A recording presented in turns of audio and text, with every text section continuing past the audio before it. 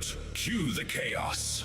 Theorycraft Online shields up, snacks ready. Welcome aboard the Cottontail 86 stream, live on Twitch. Simulcasting to Kick and YouTube.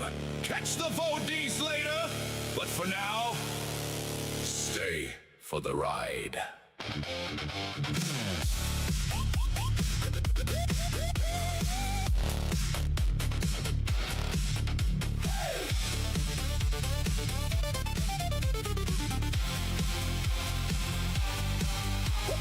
War trails burning through the midnight blue. Fleet alarm screaming while the chat cuts through.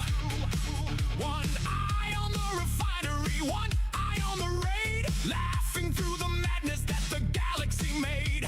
Marbles rolling wild while they eat. Who's on first? Yes. I mean the guy's name. Who? The guy playing first. Who? The guy playing first base. Who? The guy on first base.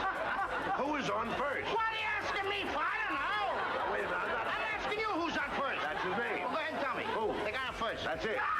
You surprise just lights up the page. Twitch in the front row, kicking the mix. YouTube holding the replay for the later fix. Whatever the game, we're ready to explore. From Starfield skies to the channel Discord. Roar, the groupies growing every night we collide. Cottontail 86 with the hyperspace ride. Countdown running, engines hum. Everybody in the chat says, here we come. Mic check, lights up, let the music roll. One more step and we launch full throttle. To boldly claw where the grinders won't go. Dark blue lights and the neon glow. Theory craft loud while the warp core spin. Raise those shields. Let the chaos begin. Cottontail 86 taking over the night. Purple in the stars and the Zion lights. Laugh, rage, wheel spins. Community strong. Bridge crew ready. Now crank this song. Hey, spin that wheel. Hey, make that deal. Hey, fleet up, punch in. Let's ride. Warp speed, no brakes. Quick play, high stakes. Bridge crew standing side by side. Hey, clip that win. Hey, let the show begin. Hey, bring the hype from wall to wall. Twitch on live, kick on deck. YouTube's waiting for the call. Bundles to claim and a dozen tabs deep. Chat moving faster than a furring you can cheat. Somebody yelling, hit the refinery. While Cotton's theory crafting perfect strategy. Tangy is screaming, alerts collide. Stream a bot barely keeping the systems alive. But somehow the chaos turns perfectly clean like a starship dancing through a battle scene. Buttons get mashed and the scoreboard shakes. Every little moment turning into break. Community rolling with the jokes and the lore. New faces welcome through the hangar door. The lag gets heavy, we keep moving on. If the match runs long, then the enter stays strong. No matter the mission, no matter the star. Cottontail 86 takes it just a little farther. So if you're arriving from the raid tonight or finding the stream in the search bar light, Twitch for the live, Kick for the thrill, YouTube for the voice. When the night grows still, keep your seatbelt tight and your volume high. We're flying through the static, through the pixel sky. One chip, one chat, one electric spark, lighting up the void from the intro mark.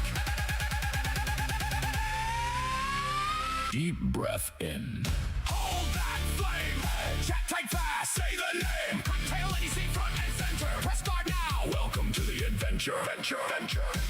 To boldly claw where the grinders won't go. Rabbit on the captain's chair, running the show. Community strong and the energy bright. Cottontail 86 going live tonight. Dark blue thunder and the purple skies. Science box reflected in everybody's eyes. From fleet command to marbles rolling along. Bridge crew ready. Now sing this song. Stay tuned for the chaos. Stay tuned for the lore. One more lap around the station before we explore. If you missed the beginning, don't worry, you'll see. The replay lives on YouTube and the lives on Twitch. And kick with me. Stream is live. Engage. Welcome to Hyperspace Arcade.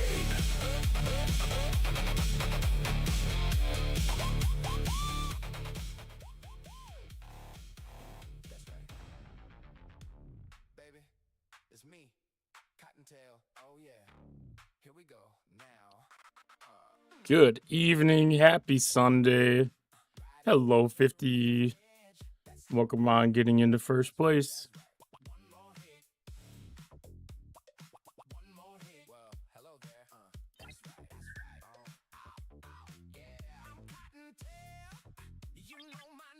Just got done with a very successful territory takeover.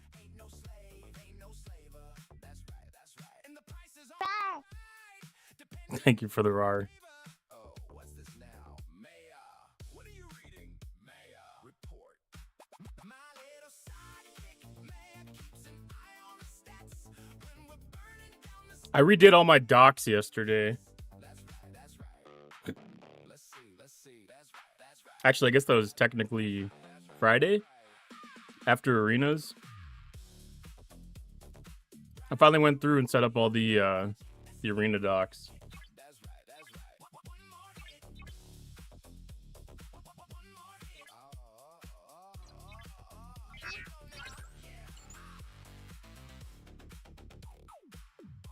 One more hit. 50, I don't remember what it was that you were asking about yesterday. There's something, I don't remember what it was anymore. And the ruthless are my enemies. I'm a kind of one-man buddy. I'm out to bring me a tire. You're poor, you're huddled masses. You're rich or refuse from those who trespass on liberty. All for me, but not for all those bastards. That's right. Territory? Hi, Steve Lee. How you doing tonight? Oh, you forgot too? Okay. Good, glad to hear that.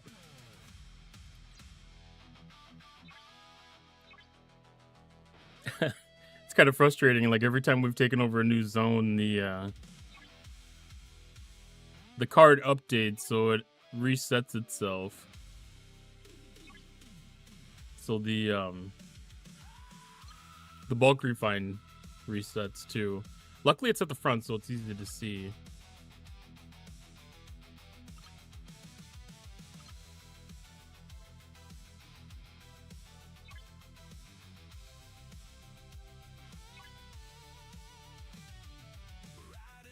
Okay, Parch Steel's not bad. Ore's not bad. I might go do G6.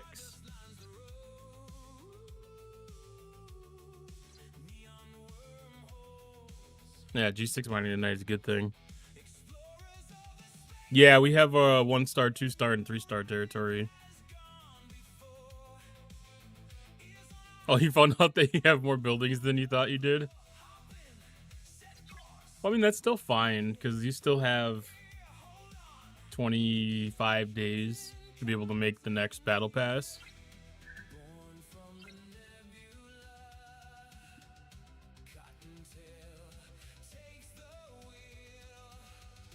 If you intend to.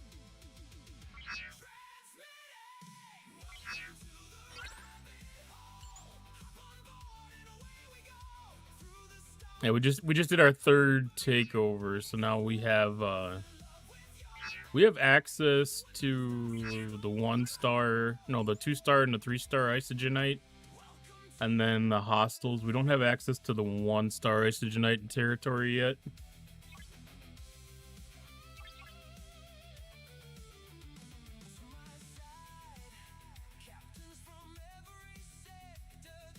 I'm guessing we're probably going to go for a territory that has it.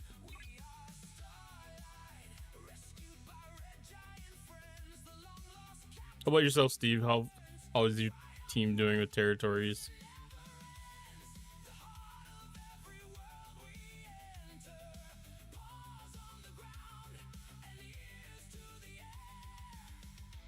Not yet, tomorrow. Yeah, I even pushed my G3 accounts alliance to take a couple of territories as well. We didn't have enough of the the progenitor cores to be able to take one of the 3 stars, but we got close. We got really close. It was really good. I mean, this server's only been live for 3.5 months. 4.5 months? 4.5 months. So there's not a heavy stockpile of stuff yet here. for my baby account.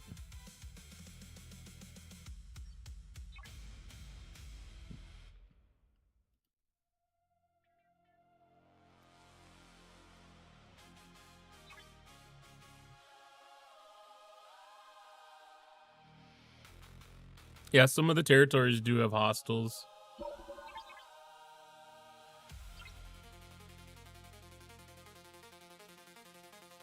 So not every single one.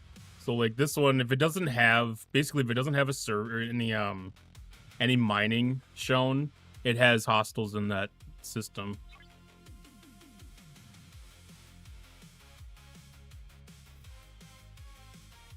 Yo, we see that flood of names. Hey, Joel. Like a game of flames. New folks rolling in, whole squad insane. Pulled up to the Irishman walks into department store, asks for the Let's go!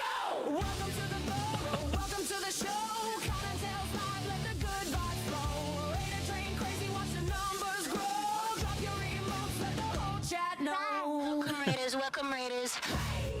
Welcome in, everybody. We could have a lot of alerts going. Oh, wrong button. It worked though.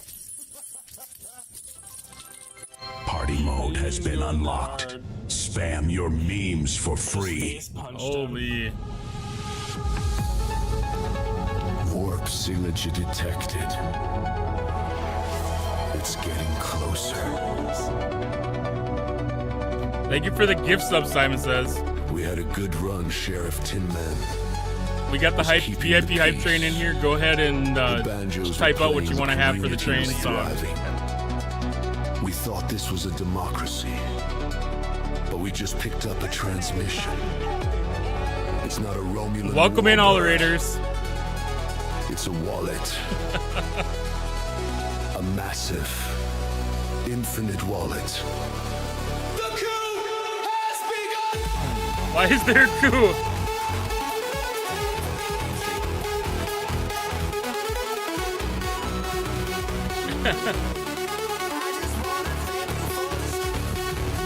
Chad Roach cheered.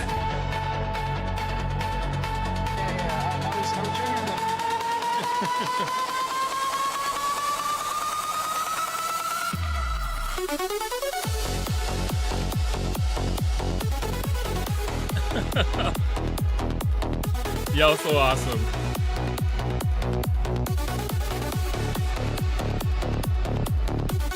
Tin built the house with love and care, but a new What do we have? shadow What do was we have? moving in the air. I can't even keep track of all the things. He kept the peace, but the rent just went up. The lease has ceased. The sheriff is gone. The banjo is broke. With an audience. Spoke and the channel awoke. Pay to win. Pay to win. Cheer 1000.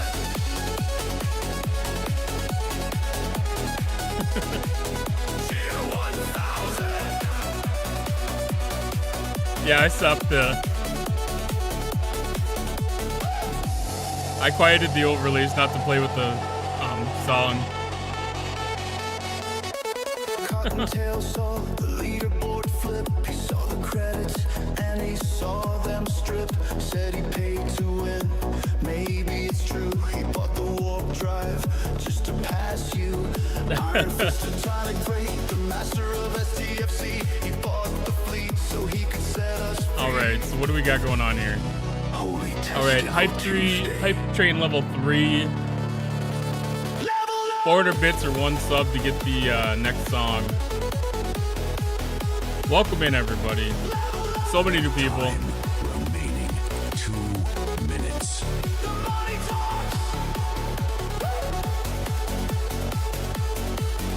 Exclamation point join to get in on the dungeon.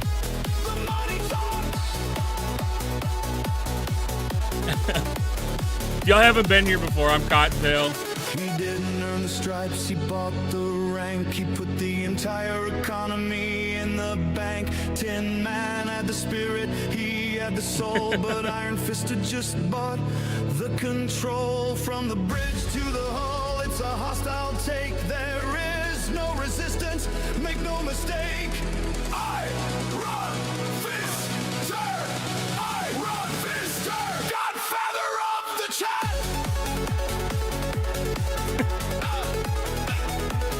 Godfather of the chat.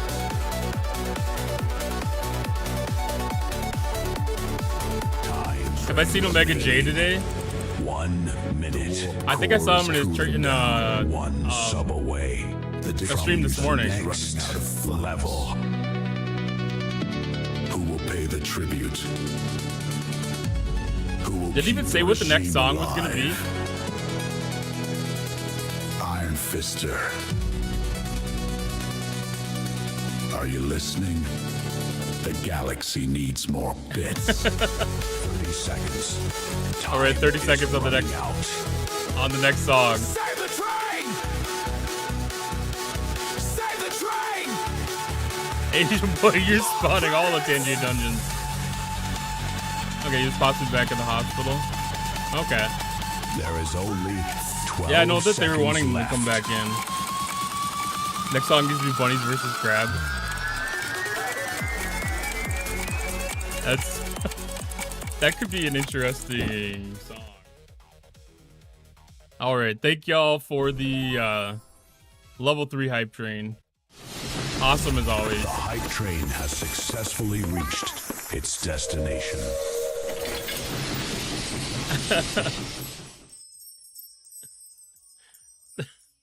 Thank you for the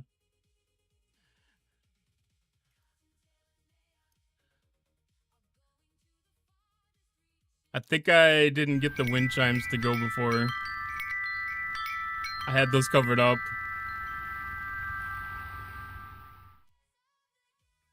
Welcome in everybody from the raid.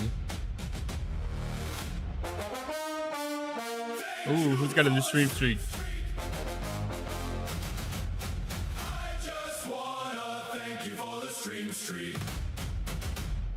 Thank you so much, Nigel.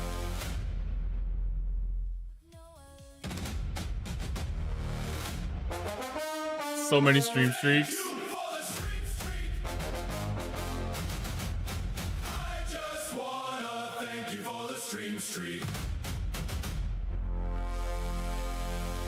Oh, what do we got? I hope. Yeah. McTaco, thank you for the follow. Just so you can do the quantum prism claim that you claim every day. You got to do that. Do you know what I mean? It's all here. So tell your alliance if not enough territory outside the territory, and don't use this, which is really frustrating. That's the one that we just had. Exclamation point join to get into the next dungeon. So sorry, you need me to make that error again? I can make it happen again. I'm very, very good at making this error happen because I've spent all day. No. The screenshot about the chest you just collected, because that data we don't have yet, because the service needs to be active to get that data. I will get it from the video later on. I just need to take note of the timestamp. Yeah, it's 1 hour. Fast. Exactly. I will send it. I can clip it. Someone clip it for me now. Clip it.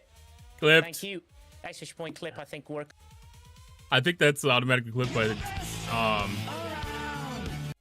by Twitch now when you say clip it. Again, Simon says thank you for the 10 subs.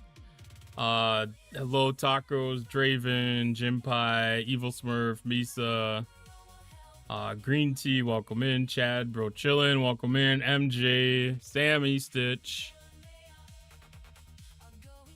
So many things happened.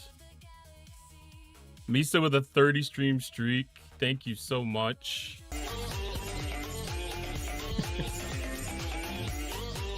Lord of Scarin with a 3 stream streak.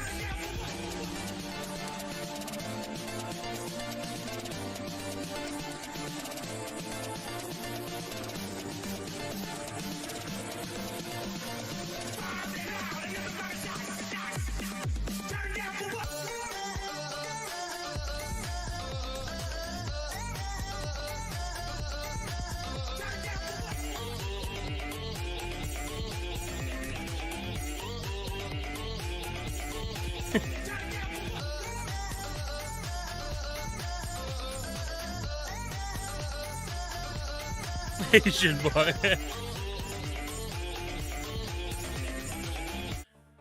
All right, I see your song request, Mufasa.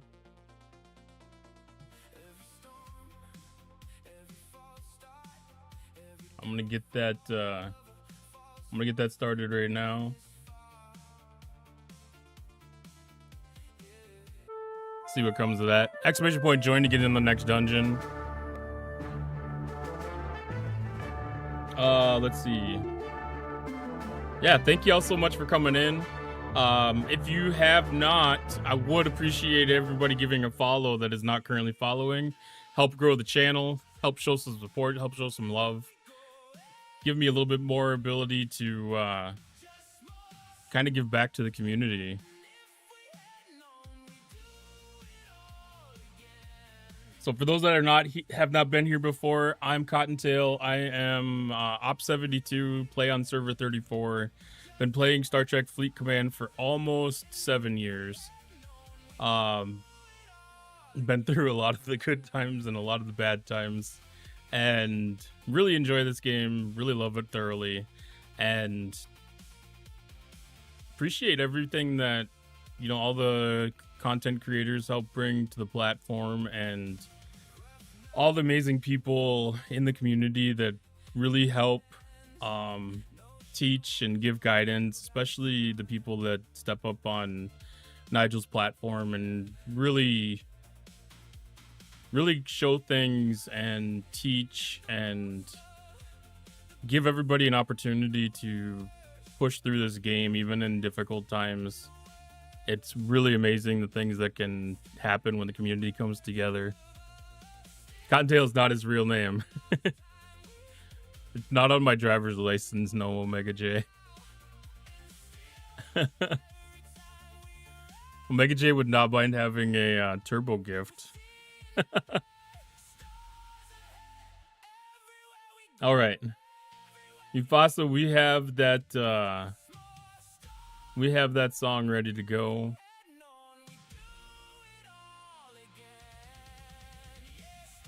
Let me just double check one thing.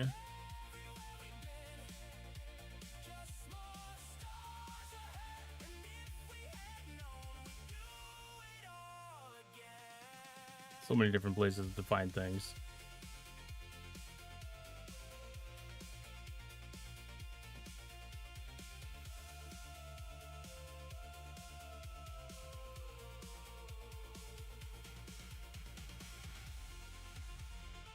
Omega J, awesome job with your 10 stream streak as well.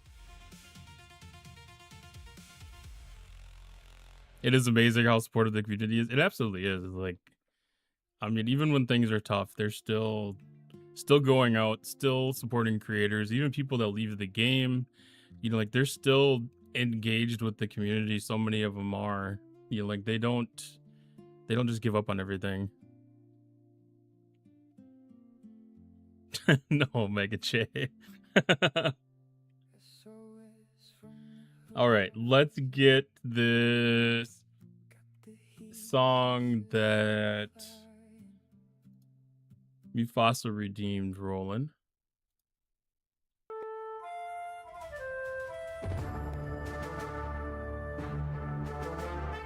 Exclamation point join to get in on the dungeon.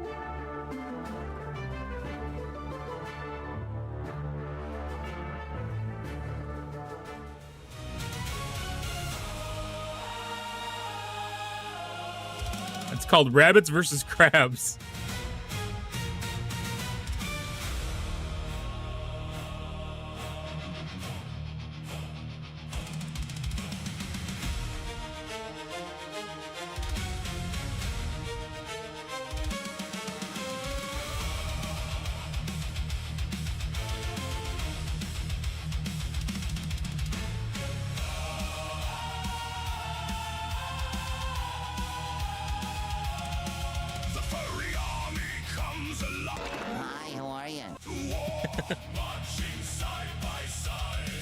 Thank you, Rage Starved.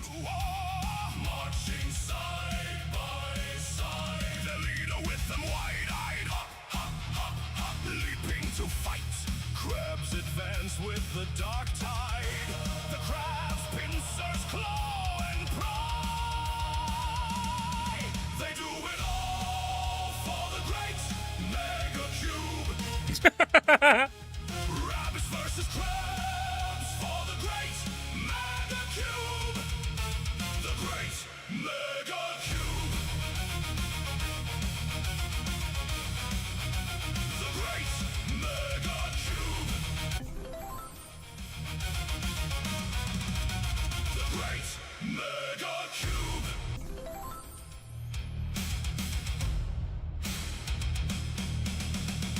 It's Mufasa. Fields with claws snapping. The rabbit storm with fierce eyes, ears flapping. The crustaceans face their fate. The long-eared leap into the fray. They do it all for the great mega cube. Rabbits versus crabs for the great mega cube. The great mega cube. The great mega cube. The great mega cube. The great mega cube. The great mega cube. The great mega cube. The great mega cube. The great mega cube. The great mega cube. The great mega.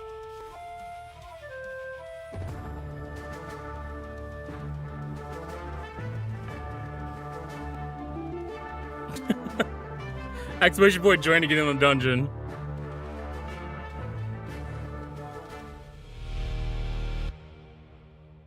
That was actually kind of impressive for just the quick little prompt like that. That's amazing. Aloha, G100. Aloha, Dr. Iron Chef. No, I don't have that number in my phone. I don't have that number in my phone. Exclamation Oh, point this join. joke was so bad you missed it. How are you doing tonight? Or this afternoon, I guess, for you.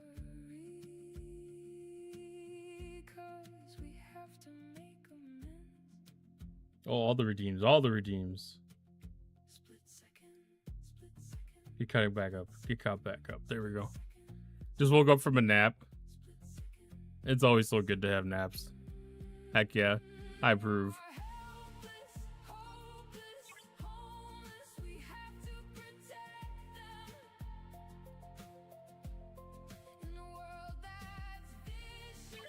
Alright, I'm just setting out miners in some of these G6 spots. Restock up on some stuff. Because I'm sick of doing territory mining. Met with Mr. Stewart at 4 a.m. Oh, that's really early. I hope it was really worth it for you, though.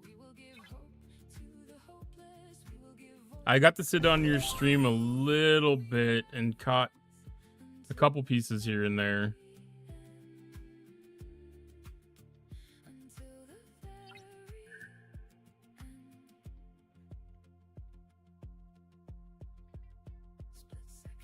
Thank you for the raw, Ellie.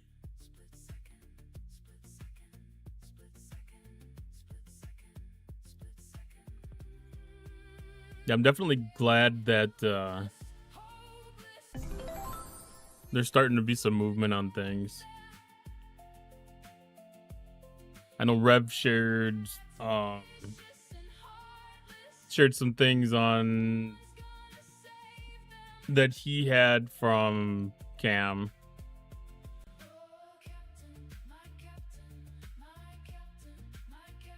And that's been a lot of good stuff coming, it sounds like.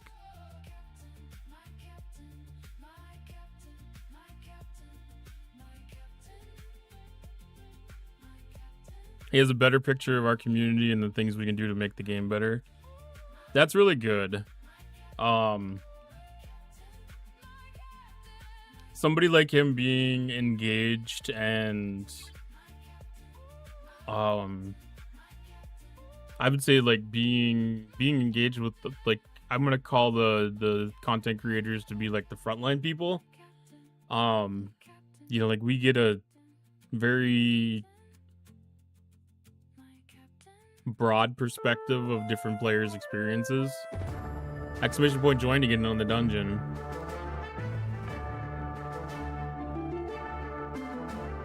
And you know, being able to tap into that group of people is something that is really useful, and I think it's an asset that hasn't been utilized properly in the past.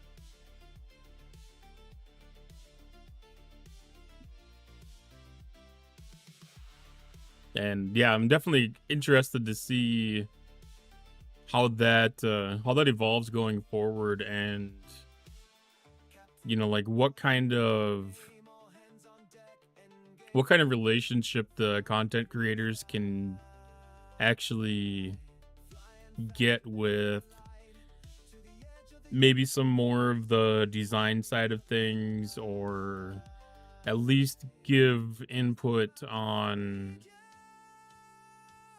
some of the concepts. Because I know like even the last survey that we had, this last survey was one of the most engaging surveys I've seen come out of the game before. And I've done, let me see how I can say this carefully. I've been part of certain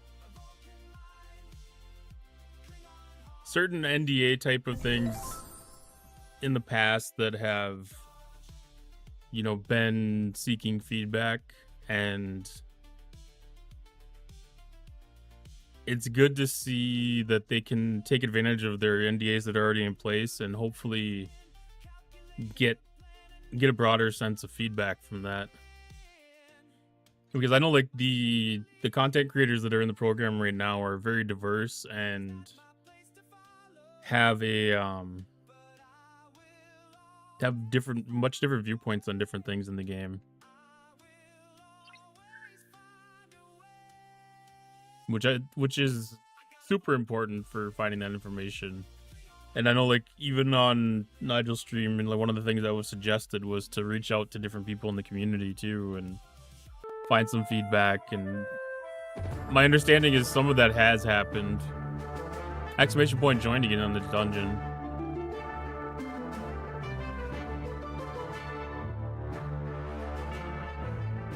Anyone know how to get more outpost speedups? I've never seen a sourcing for the speedups, and I have had the favor instances that came out. I've also been out of those speedups since then. That's a really interesting question. I'm not certain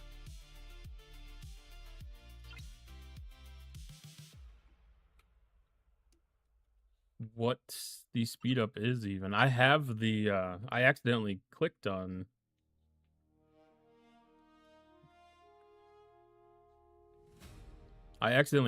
the favor and unlocked it.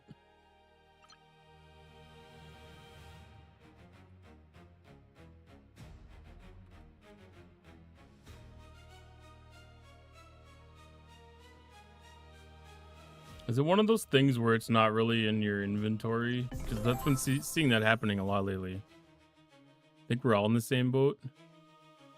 Yeah, it's just for the initial startup. But I don't know if you can actually see...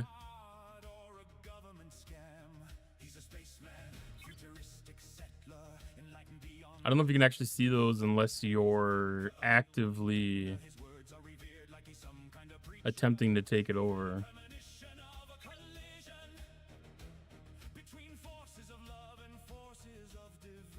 I don't even know where to look at that in the game.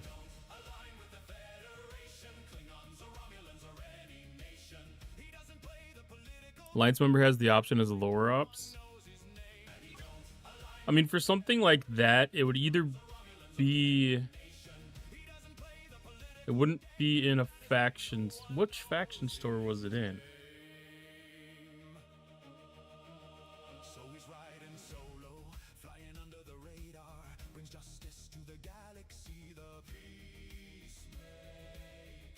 That is the most intriguing question I've gotten in a long time. Exclamation point joining in the dungeon.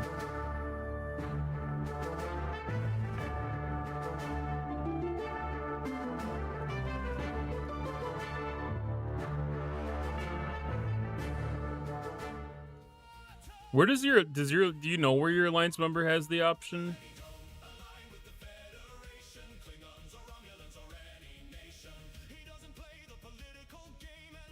So I was wondering if it was tied into some other weird bundle, but it doesn't even look like it.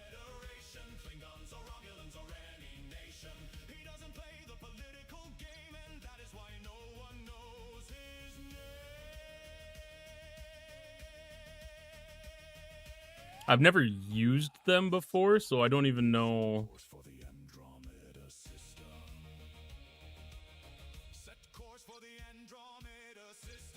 Something like that I feel would be more of a gift kind of thing.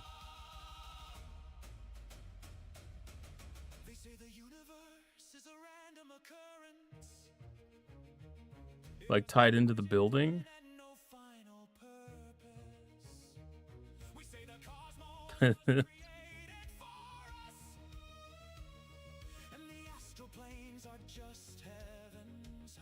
Yeah, that's a really interesting one.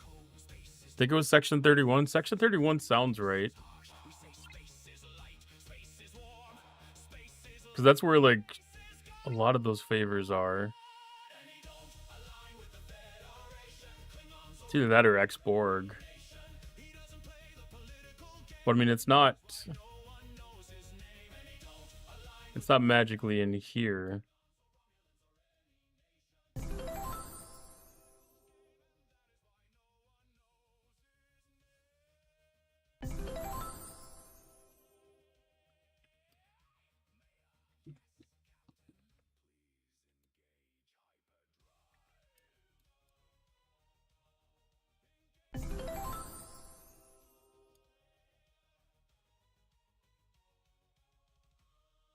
Yeah, I don't know. Server went into war over territory. Yeah, I mean, war is 100% what that's designed for.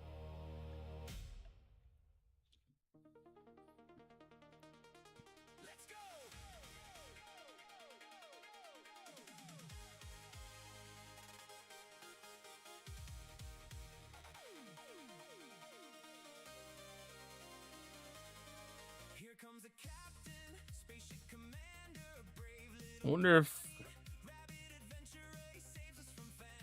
Spock's Club would have that listed in inventory.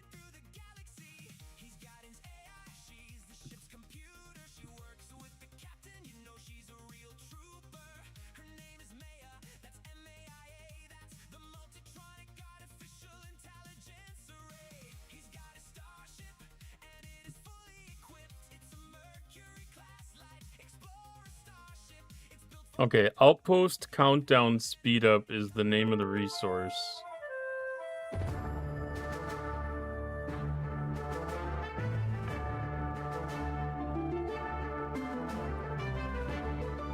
Exclamation point joining it in the next dungeon.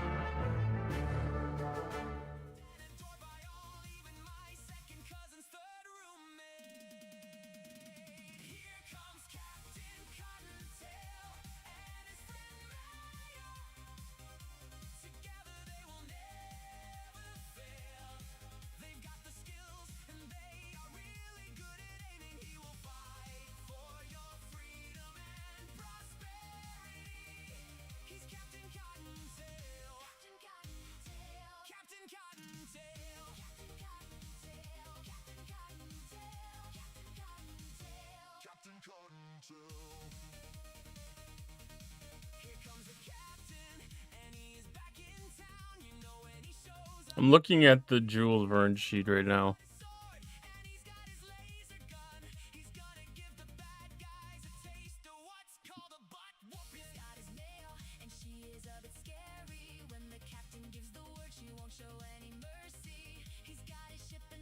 Because typically they've got pretty good information about sourcing of things.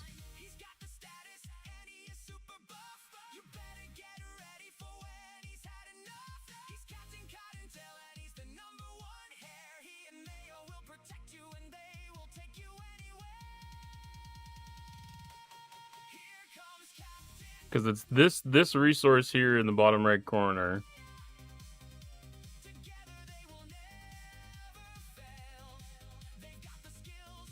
So I'm just looking for that icon. It doesn't show in the refinery.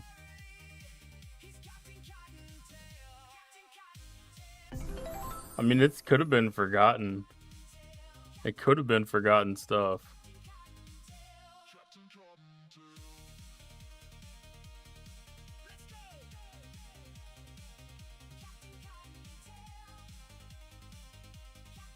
It'd be interesting if it's tied to like Epic Armada completion or something.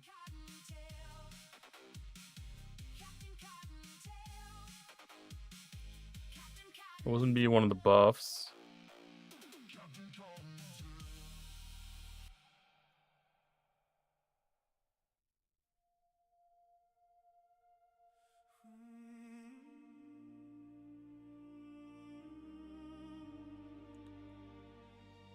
I'm not seeing any real information.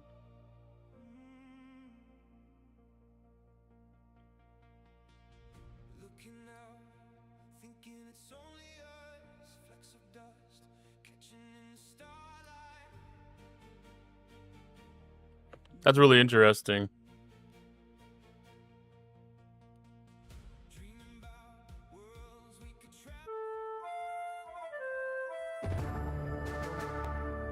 And yeah, 50, it only speeds up that initial countdown.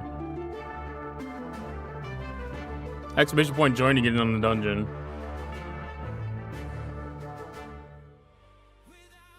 It'd be so nice.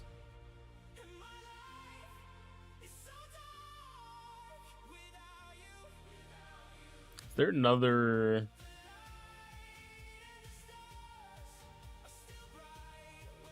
Like, the resource allocation wouldn't show that.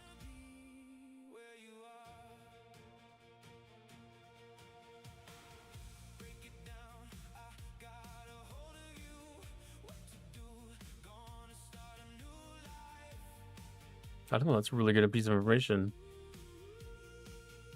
I didn't buy it on purpose, I accidentally did it.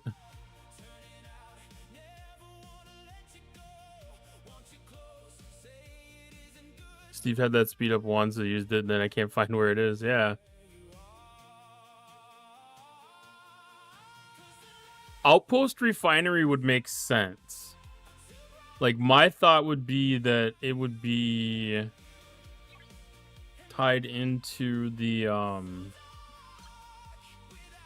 one of these exchanges.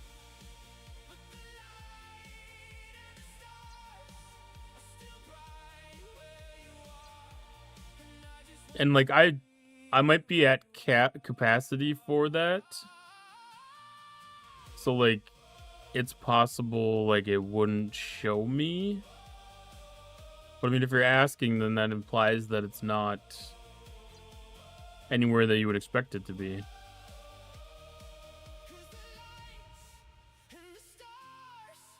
It wasn't in the building.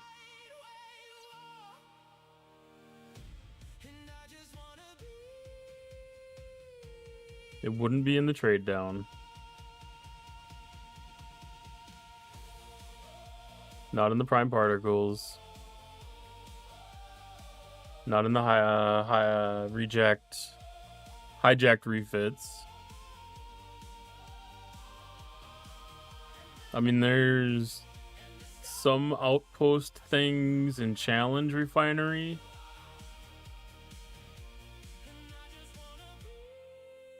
But I mean, even then, there's nothing there. I must have forgot about that. It's gonna be the last one. Yeah, it doesn't serve a lot of purpose. It's a very specific use case. Exclamation point join to get in on the dungeon.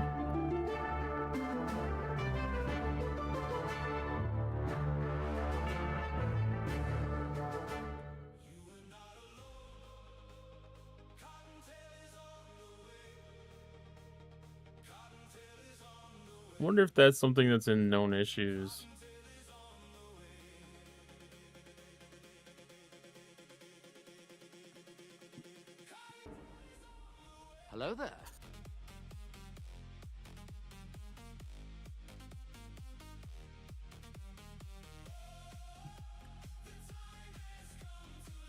I'm not even seeing it in known issues.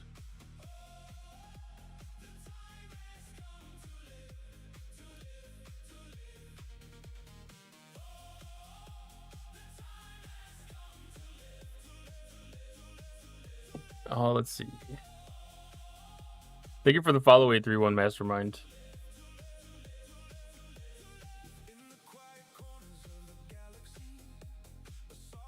I'm gonna put a little. I'm gonna pass that one up. I don't know if it's one of those things that has been shared or not.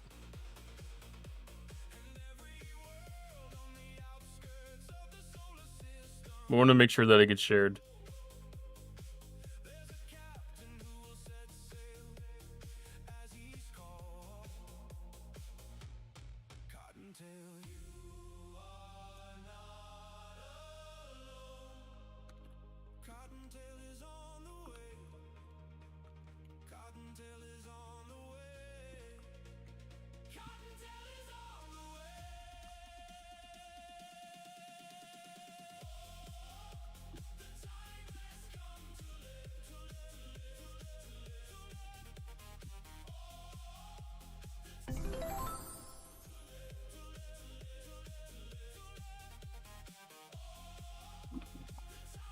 Hey, pretty boy Slaughter, how you doing tonight?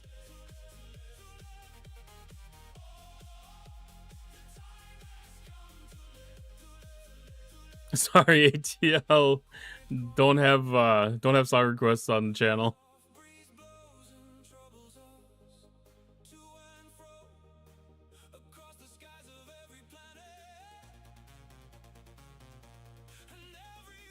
About to go to bed, just got home. You doing the weird overnight shifts still or again? Did all the errands? That's a good thing to get all the errands done. That's for damn sure. Yeah. I'm not gonna lie, I kind of like doing overnight shifts. Because, like, everybody was, like, all the stores were, like, quieter and easy to go through. Exclamation point join to get in the dungeon. No traffic. Yeah, that was always amazing too. Like, the last one that I did, it wasn't really overnight, but I worked at a factory and we started really early at like 6 a.m. So it was before most places were rolling, and I was driving all the way across town, and it was very, very nice because even though I probably had to go through like 3 dozen traffic lights, they were pretty much always all green. Or if they did flip, they flipped really quick. And then, yeah, it'd be like the middle of the afternoon when I'd get off a shift, and it was before any of the evening traffic started. It was even before school was getting out. So I didn't have to compete with the college crowd getting out of classes or any of the schools. So nice. Loved that so much. And then even having a job that's going against traffic is really nice too.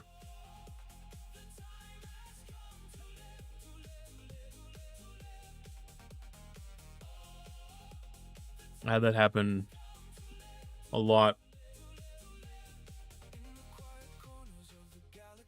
where I'd be, like driving west in the morning and then east in the evening, which was against the majority of traffic. And then also not having the sun in your face. That's always super, super big benefit. Super, super fun. Because I love not having to deal with sun in the eyes. There's no greater pain in the ass. Alright, we got aggregation today. I used up all my Dauntless stuff already. And I don't get that for another couple hours. So I'm gonna go ahead and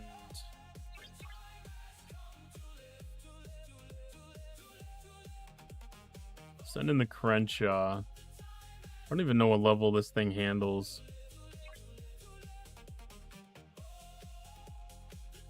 Trade off those people using their brights. Yeah. That could be a very true thing.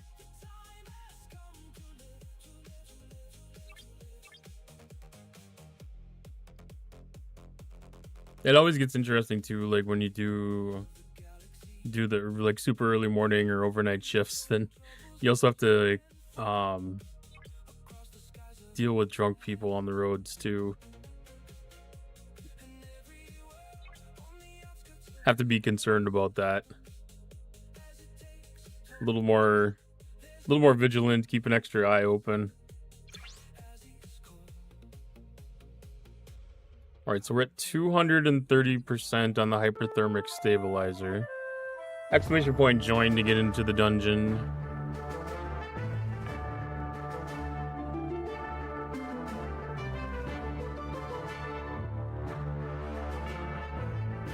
And these bad boys are doing 250.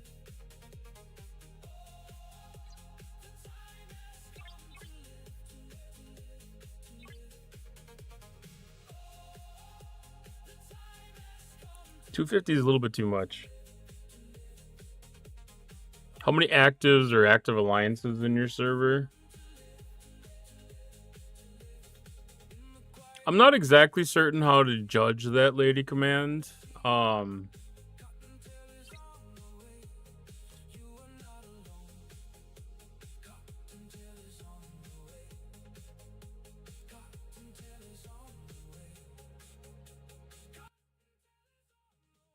I'd say at least 14.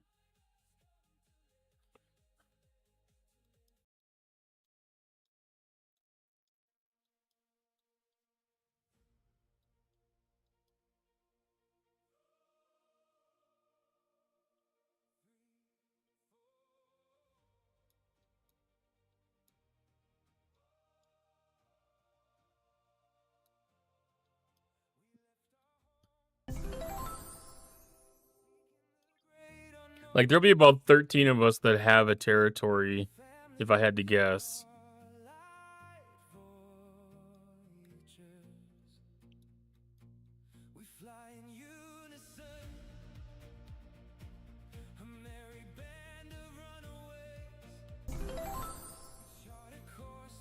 I mean, there's 9 of us that have territory right now.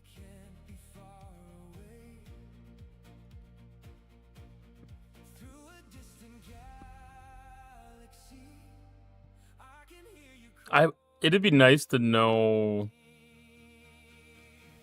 like, where things sat before the reset. That would have been a good thing to pay attention to. I've never thought about using territory to really gauge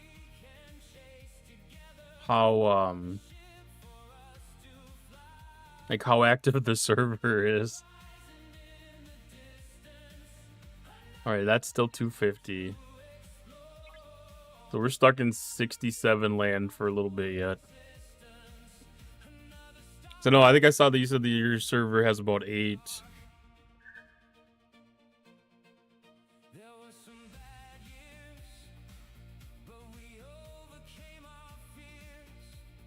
And I'd be willing to bet that we have probably 12 or... I'd say at least 1,000 active, like active players. Exclamation point join to get in on the dungeon.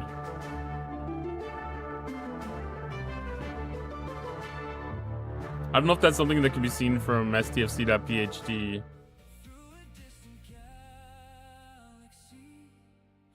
Oh, that's still 250.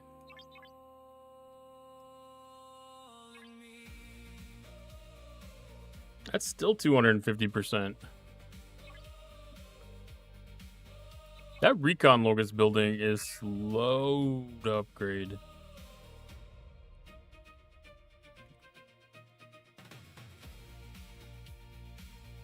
$150. I really thought that would be a little bit more spread out.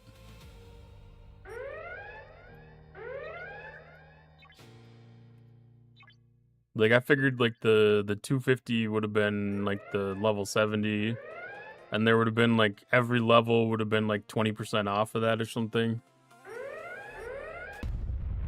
Jesus Christ, that's Jason Bourne. There are more, but are just less than a handful of folks just holding onto accounts in limbo. Yeah, and that's really hard to gauge.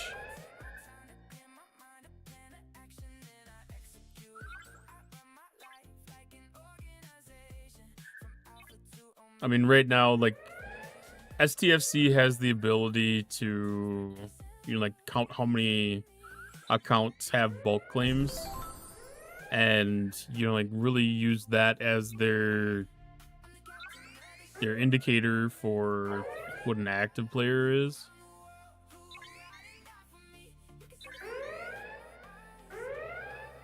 No, it's not 100% measured to active players, because I know some of the alliances that have 90 people in there might only have 10 active players.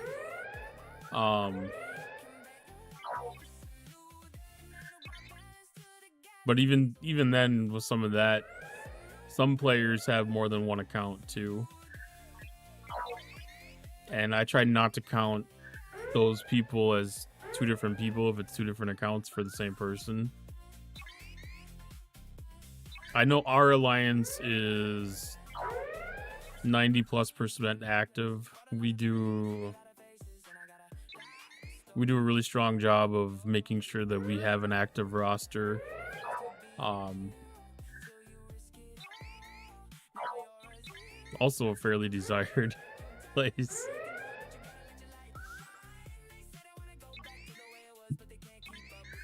Smaller alliances here wait until the bigger ones stake our claims in certain areas and then slide in wherever they can fit. Well, and a lot of the ones here have a relationship with a bigger alliance that either gets them a share at the table or at least helps them to ensure that they can take territory that they need to take.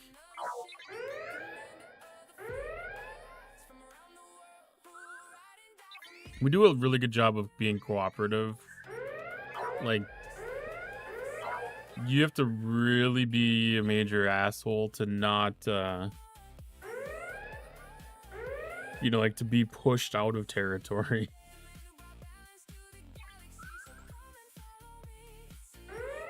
Actively kick people when they don't participate and contribute.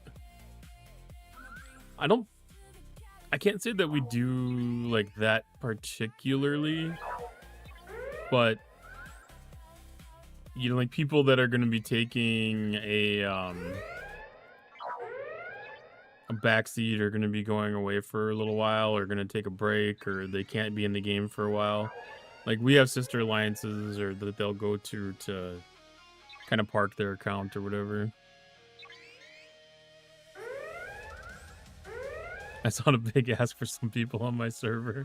Yeah, the biggest thing is like as long as you're not you know, like hitting underprotected cargo ships and stuff, you're probably pretty fine.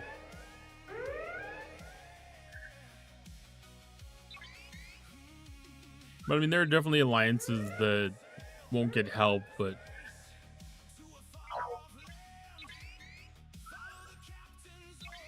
that's for other things.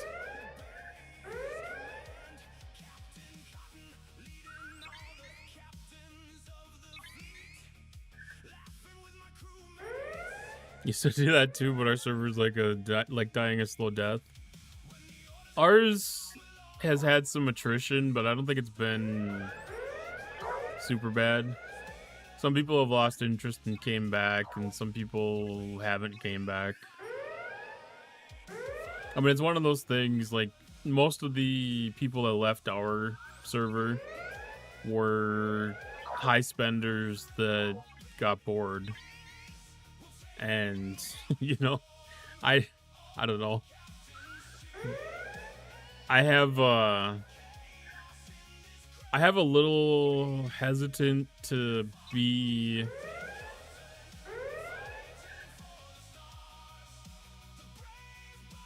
like they take a lot of weight in those people leaving, because it's kind of a situation they put themselves into, you know, versus somebody that's mid ops and, you know, like gets pushed out because like the game performance and stuff. Like I feel like that carries a little bit of a different, it's a different reason.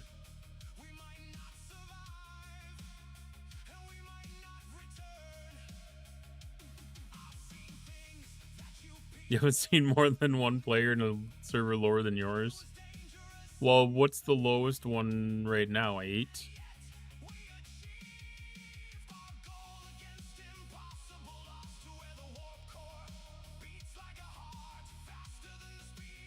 I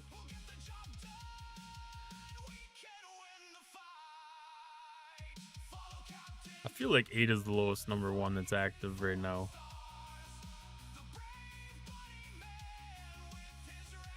For US at least.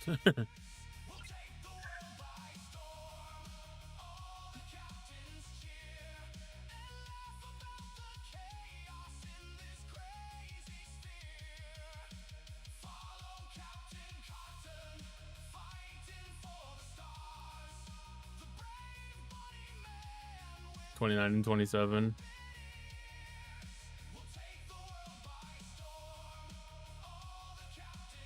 Yeah, I don't remember what all the server numbers are for everything.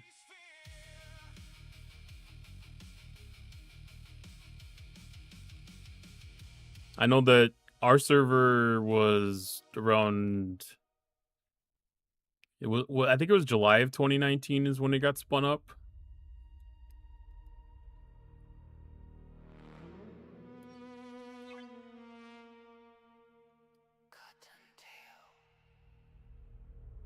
Yeah, there's error and server 8 is active.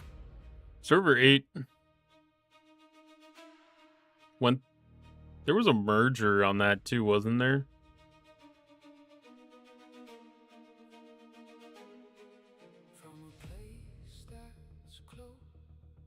I feel like that one's been through at least one merger, but I don't remember.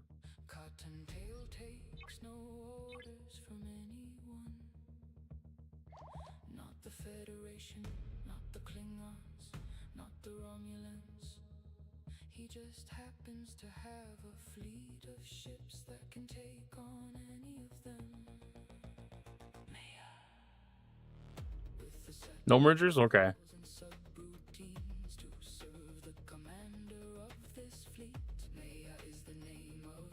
I mean, that's good that some of the servers can have had life without mergers. Ours hasn't had a merger either.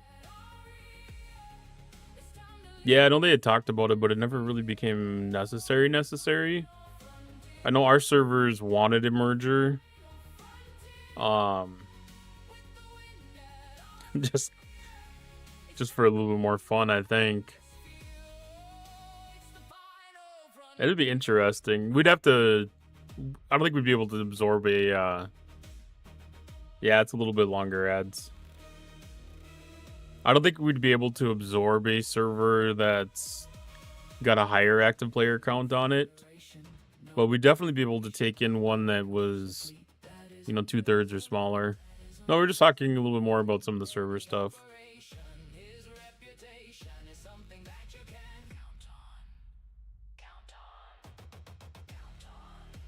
Yeah, just curious about some of the mergers that have happened and maybe ones that could come in the future.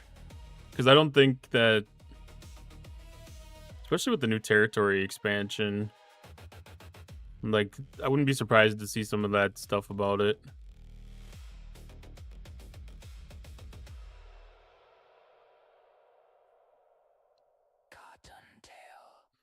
Your server observed 28 and I wish you could give them back.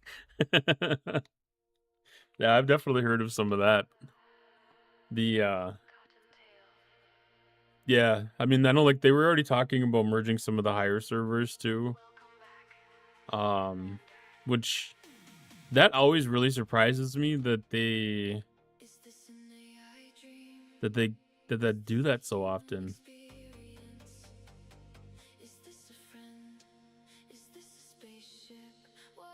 Well, that's the thing that'd be really interesting to see, lady, if there was a way to see if there was a fairly realistic active player count.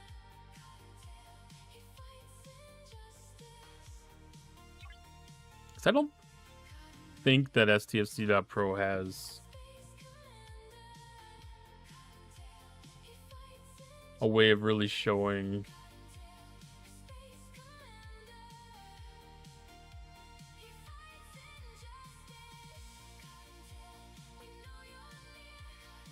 I guess probably the best rendition would be looking at the participation numbers for incursions.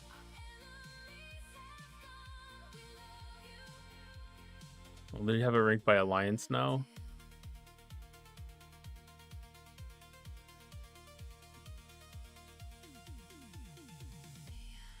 Because it says active players on server.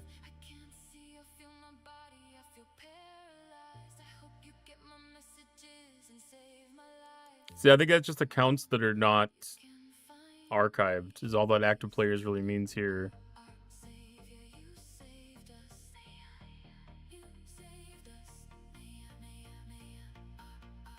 Because, yeah, it shows that we're around 2,000, and I'd be willing to bet that we're closer to 1,500 actives.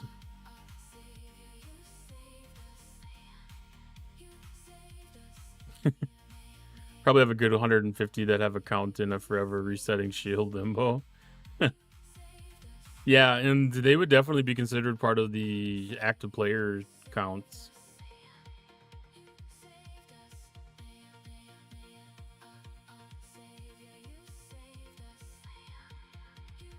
But I mean, there's some servers like 36 and 37. They're both around 1,500 players. Most of the others here are around 2,000. 9 and 12 are 1,700.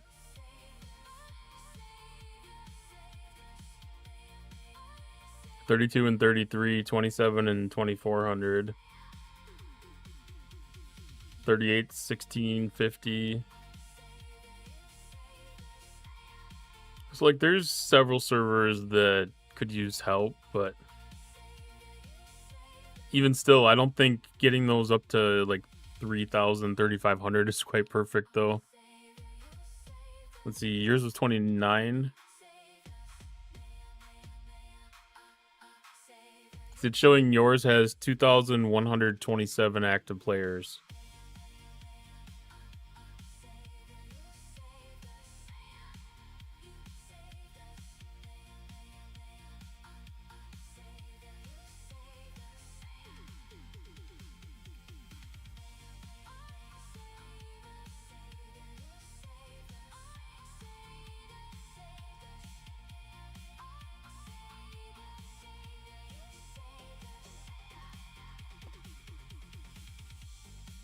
Hi, Dustin.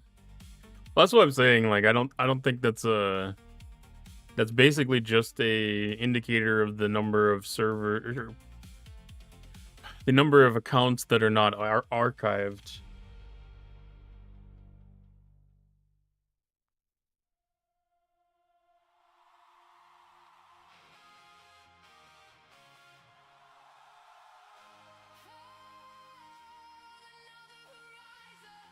So it's not a really good gauge.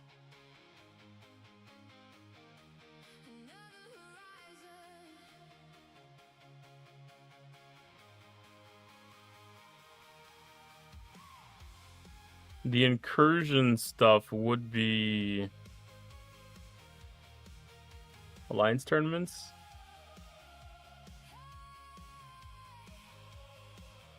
See, that might be a better way to gauge. So, like, looking at your server's last alliance tournament, Spectre was at 94%. Every other alliance was less than 2/3.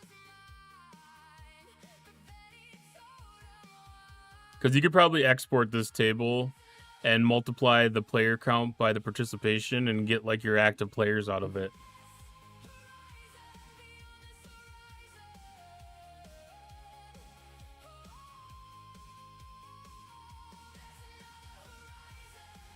Yeah, Dustin, it's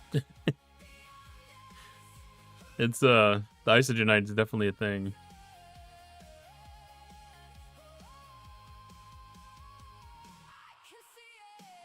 I did add an unlurk. I did add an unlurk. I put the lurk in, I think almost right away, and then I didn't even think about the unlurk, and then it's like, okay, you know, somebody tries to use an unlurk, and I'm like, okay, perfect.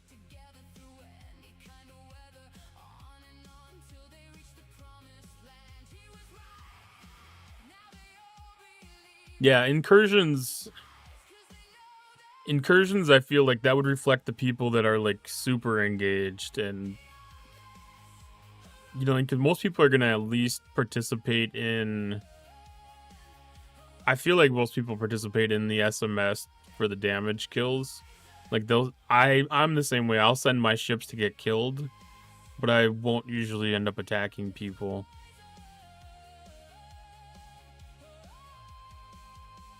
Why do alliances that have territory already have to stay them in the system hogging the 1-star isogenite nodes? Not all the territories have 1-star isogenite. Incursions have dropped in participation lately with the Armada and 12-hour time limit changes. Well, there's more people don't like engaging in PvP than do.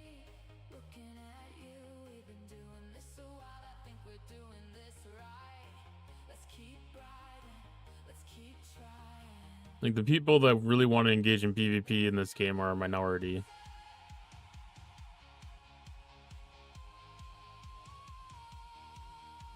Just because it is so unbalanced and way too easy to get out of hand.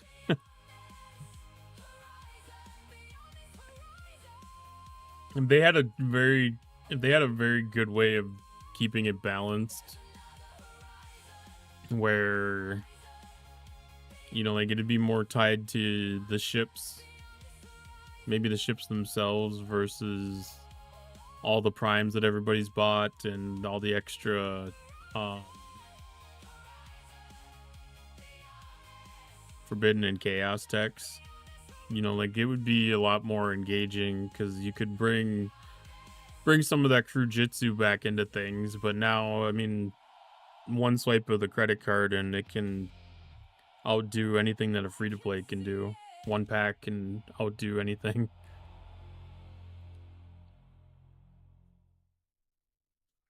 It gets frustrating. It gets frustrating that it can be unbalanced so easily.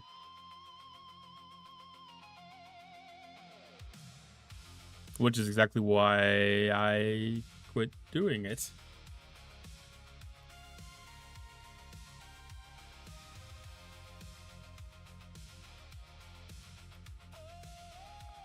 one of those things. It stops being fun, don't do it.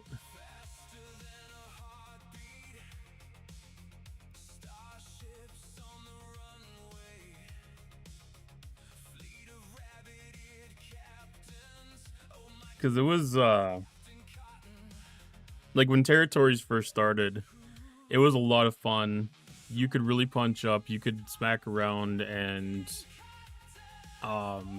you know, out strategize the stronger players, because there was a limited number of crews that you could get, and you kind of almost had to have specialized crews. And so, like, you could target things in a very specific way. That was always really fun. At least newer level cap, +10, -10, seems to be a bit better, but not all that much. See, like, I feel like it needs to be generational more than level based. you know, basically like one ship generation down and no stop on the way up. I think you should be allowed to punch up as much as you want. If you're level 10 and you can take down a level 80, more power to you, you should be able to do that. Even if it's just SWAT and miners, that's still something that I think should be allowed. And even keeping it only certain ships would be able to be used, that'd be useful. Lag is also a reason don't like the PvP. Yeah. That's been something that's really frustrating in arenas and even in territory. Like, we fought for our first territory, so it was a lot better than I expected. Can you see how many players these new servers have?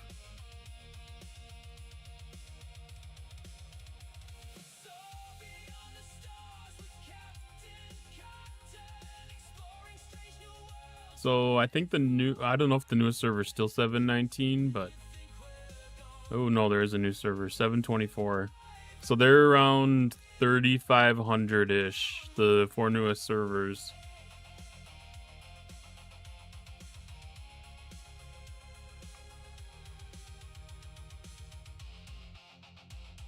And they were talking about merging 710 and 709. I want to say.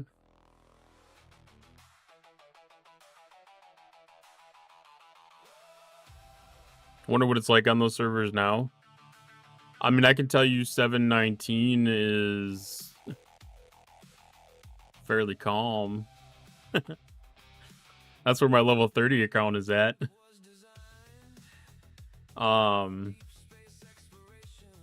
But they don't have the same level of activity.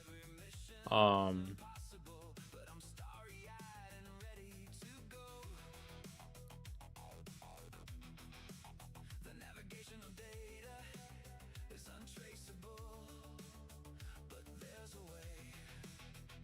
there's a lot of disparity on this too, because this account or this server started in beginning of February 2nd, which is the date that I joined the server.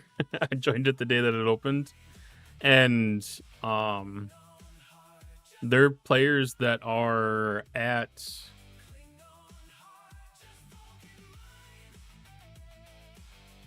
in G6 already.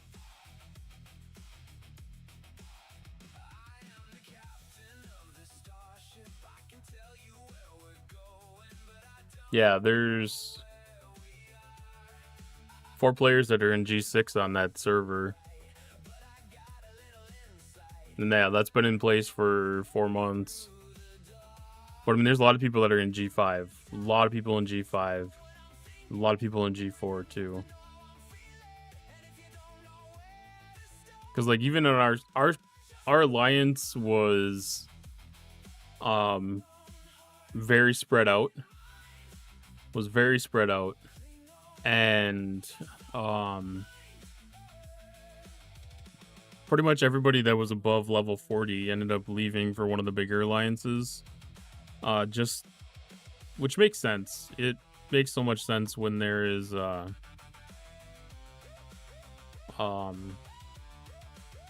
there's a big level disparity between them, that the people on the higher end can feel like there's not not an equal input from people in the lower levels, and move on to a different alliance that has more people at the same level. I've done that before myself. Like you get to a certain point and you can feel your growth get stagnated because like you can't push up on armadas or other group activities because you can't get some of the support, and it gets a little frustrating. A lot of the stuff now probably isn't as bad. I think in G5, maybe even G6, that was kind of noticeable. Maybe not even G6. G6 was more solo. So it's probably mainly in G5 that was really noticeable. But maybe with like the formation armadas and stuff, that would be something that would push people to join up. And they do waves, or they have done waves in the past of opening up old servers to new players. Because I can say on server 34 here, there was a pretty decent wave of new players that came in.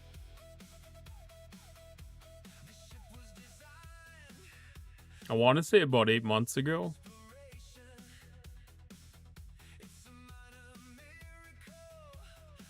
I mean, a lot of the people that start the game don't follow through with it. But like even in these low level systems, you know, like you'll still see people that are low level doing missions and stuff.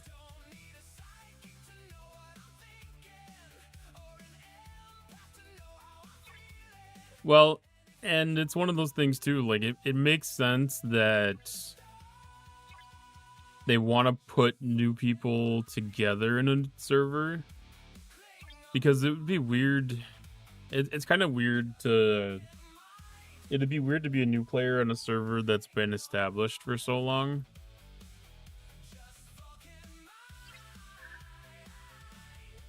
But it's been really interesting being a seasoned player on a new server.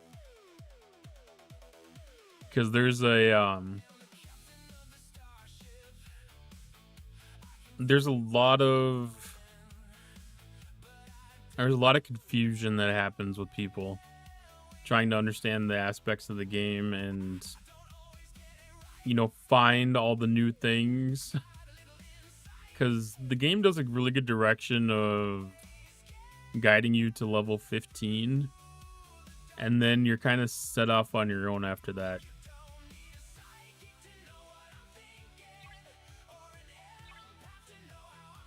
And some of it's clear because it's a little bit of the stuff, a little bit of the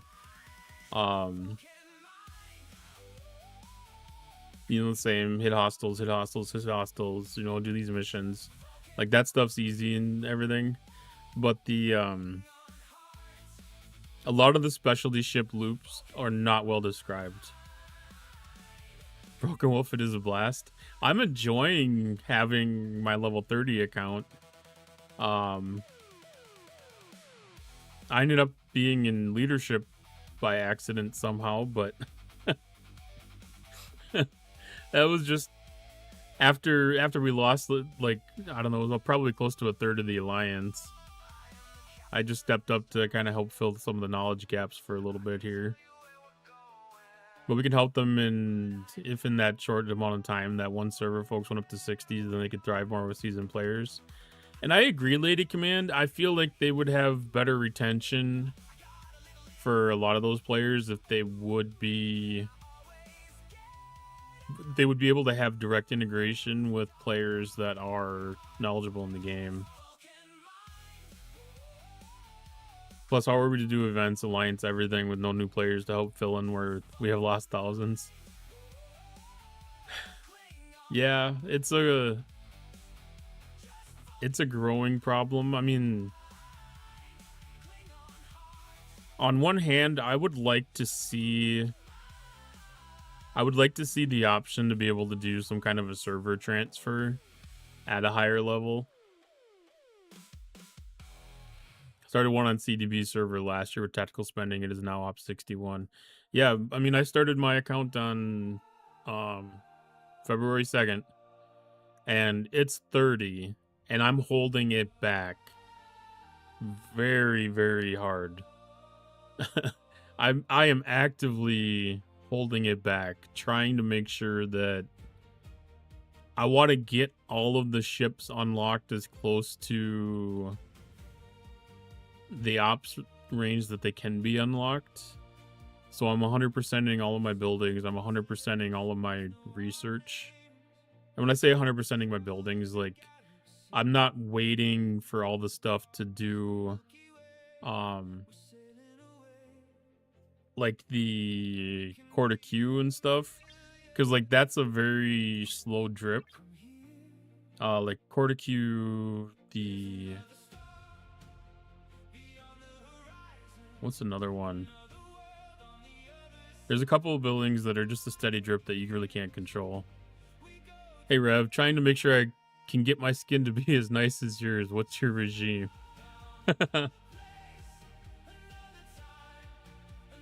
What is that? I just use the Vaseline Ben's skin lotion.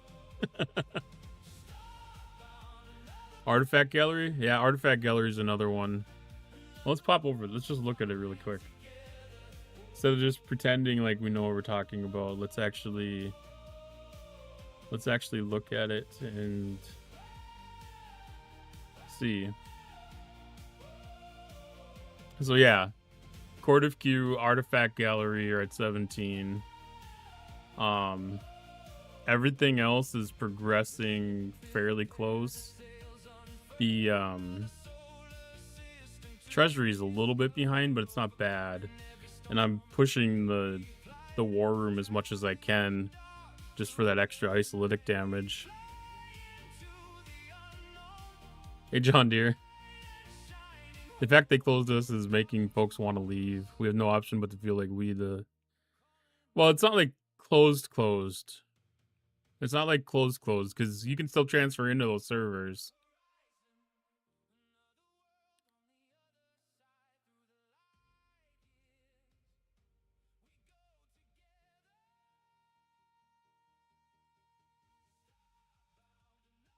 Exo building's at 29.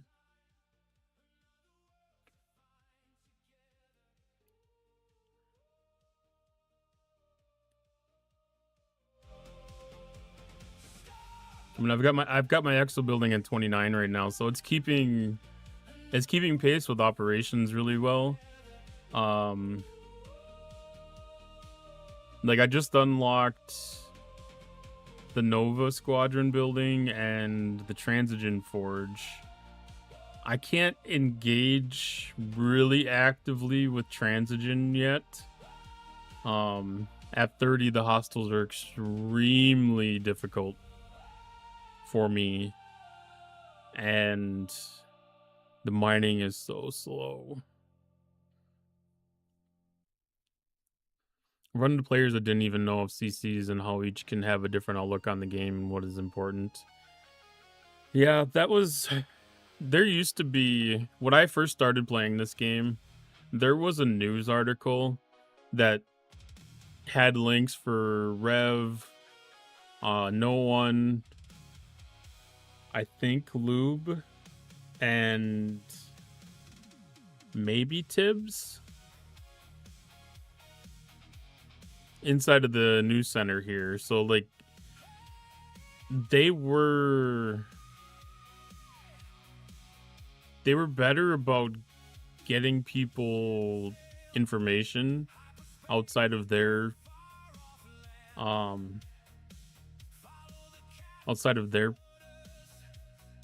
push and influence. I mean, that's a long time ago. It's a very long time ago that they had that. It was probably like 5 years ago now.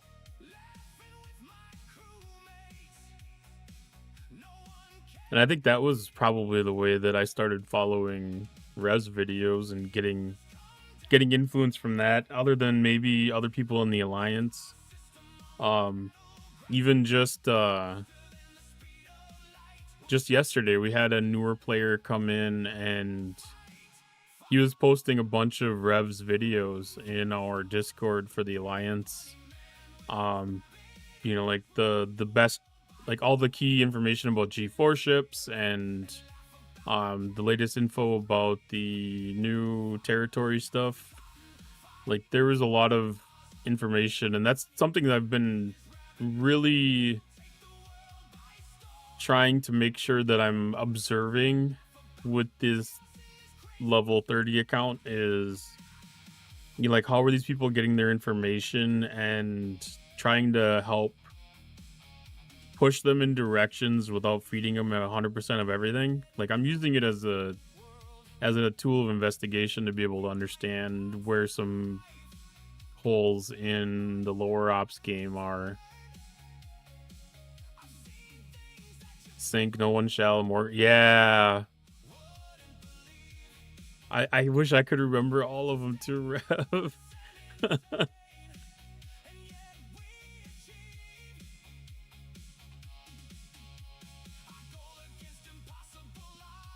Follow maybe too many CCs. Well, I mean, and that was kind of the thing too. Like, my content consumption started with YouTube videos. You know, like all the tips about all the things, and then that led to engaging in the live streams on YouTube, which led into coming over to Twitch, and yeah, hanging out in Rev streams over there, a little bit of no ones, and I did engage with Tibbs a little bit back then too.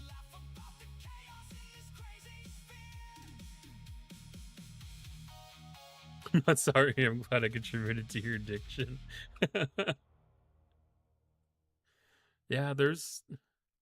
And I kind of hope that they do get back to some of that,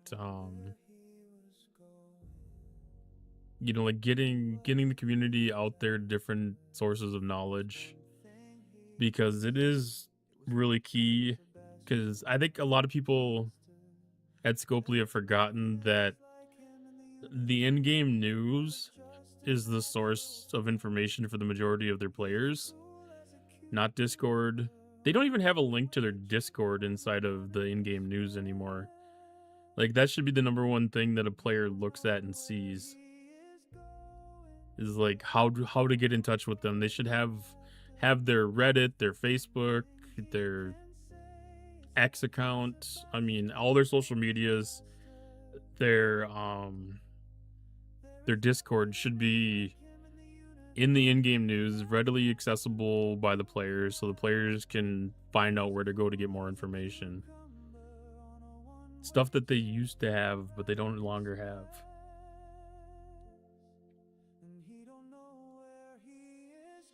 The thumbs up button on the profile pic is socials now. Yeah, but I mean, I don't know. That's still not an easily found thing. Like, it's not an intuitive spot to go look to find that information. This is where people get pushed to find their information. Like, they just need to have an article in here that has the links. And I know they kind of do it a little bit, but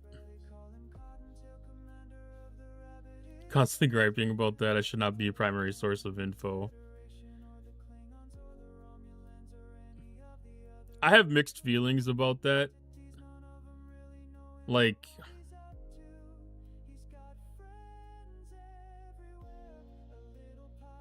I think like the first spot that people hear about things should be through the game, through the official channels, through the in-game news. And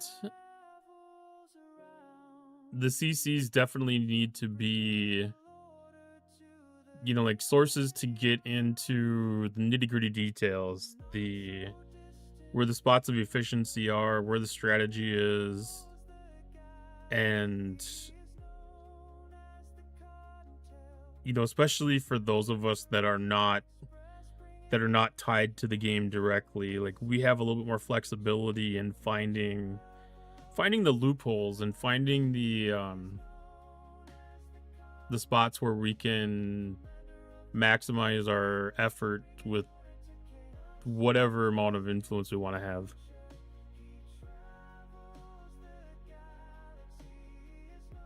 That needs to be the pop-up you see when you log in every day, not the packs on sale. It would get annoying, but I would definitely not feel bad about seeing that there. And it could go away, like, if you're already following the social media thing. But I don't know how much I want to have my account information tied to my social media information too. But yeah, having that just knowledge and locations in the game would serve everybody so much good. It would do so much good. And I think that's probably something that'll end up happening. Like, that's such an obvious thing that's missing that I feel like it has to come naturally. I mean, it should be like one of the #1 feedbacks, and it's probably really easily overlooked by people that have been playing the game for so long. Does cameraman Stewart play STFC himself? Dusted, he is, Cam is engaged in the game to get that player experience, to get that game experience, to get an understanding of what he's helping steer. Welcome in, Billy. How you doing tonight? I agree, the last thing I want to see is buy this, buy that, buy this every time I log in. I don't mind seeing whatever the fresh pack of the day is, especially if it is like something that's genuinely on sale. But I don't want to see it like every time I come to my station, as like happens fairly often, especially with the arenas thing. Like that gets really annoying. Like every time you get done running an arena, you get the pop-up for the packs.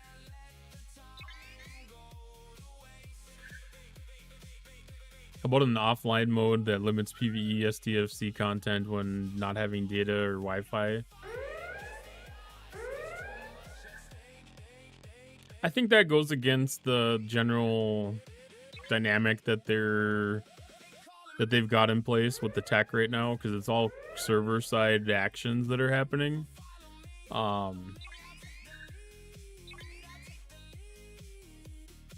It would be cool to be able to take something offline.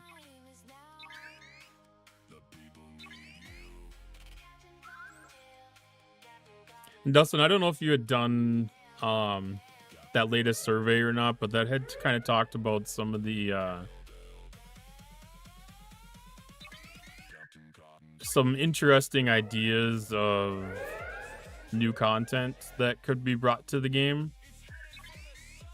And I do encourage people to take part in the surveys.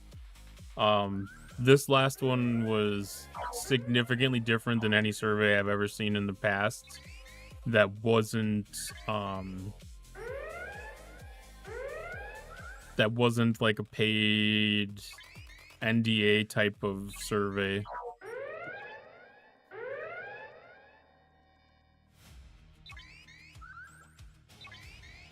Yeah, Rev's pushed and rallied for the Cam's doing a normal style of gameplay. He's not super whaling it, and he's not getting everything granted to be able to get to Op 70 on day one to understand what that game is.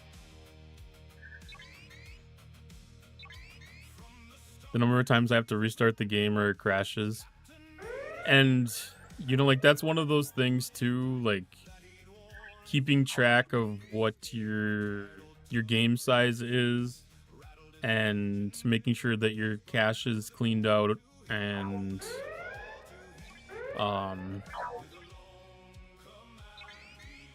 sometimes even just uninstalling and reinstalling is such a useful thing.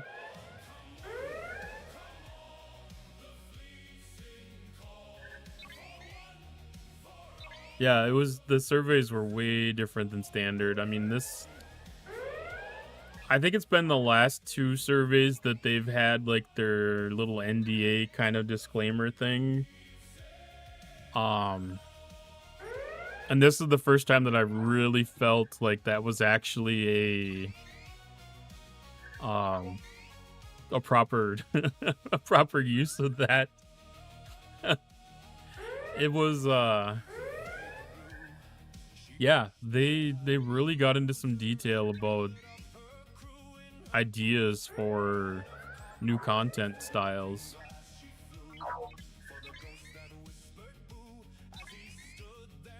I do all the surveys, just not the ginger ones.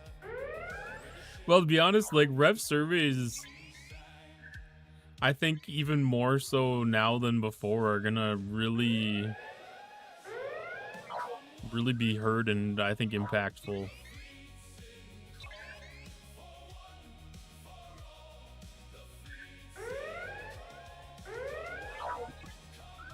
I mean, we might see more of that with the CC community in general. They have their own stuff that they're going to be doing, because I don't know exactly any details, but I kind of have a feeling like there's more direct communication with Cam and potentially other Scopely folks that they haven't had in the past. So like they may be able to leverage their community's information, their community's ideas a little bit stronger than they would have been able to in the past. It's all evolving so much. It's like every day, every week, like there's new bits of information that are coming out about how things are changing. Yeah, this is definitely it's almost like a mediation in a way. Cameron's acting more like a mediator than than anything else, trying to get the sides to talk to each other.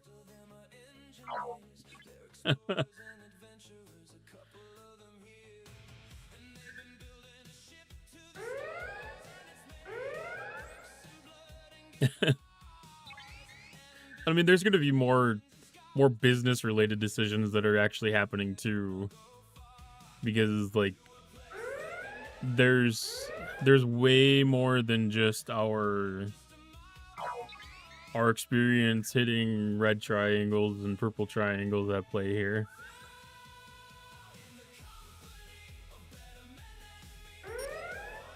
The person who contacted me about Cameron wanting to meet with me, I didn't think they'd ever speak to me. They really dislike me. It's got the mediator vibe. Yeah, I mean, and I think I went to that analogy really quick because that's something that I've had training on in the past, is doing like different peer mediation and stuff. Like that was something that I did in like middle school and high school. Which has actually been something that was really useful for playing this game. Because, you know, like when people get upset about their pixels, it is very much like teenagers getting mad at each other. Is that why you're not a hot-headed maverick like me? That does have a little bit to do with it. I mean, I'm very fast to react, but I'm also very fast to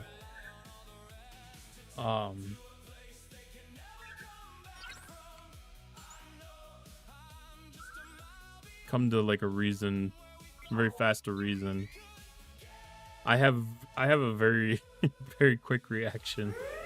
It's usually very emotional, but I overcome it very quickly. I strive to.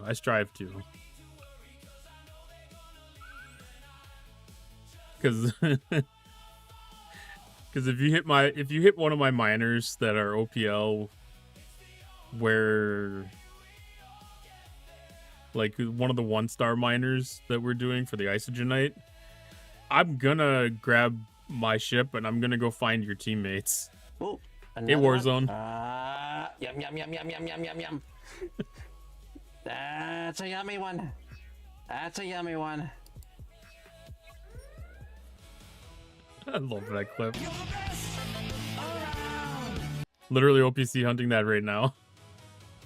Yeah, that's that's actually one of the things that I'm trying to push for on my level 30 account.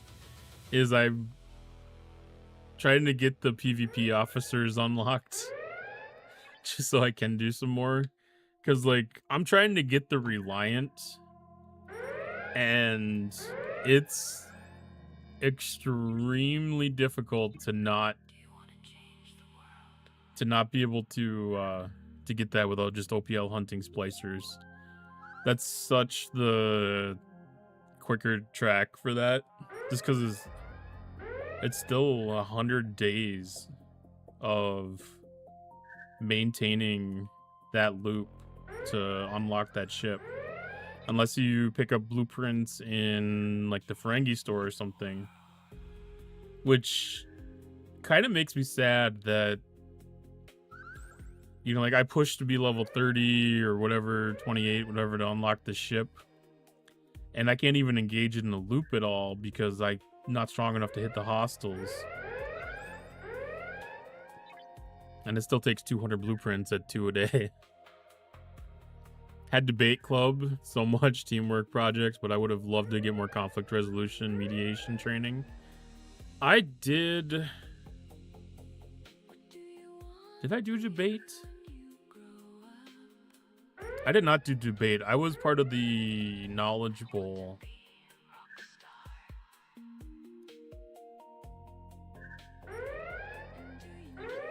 But that was a team sport that was kind of similar.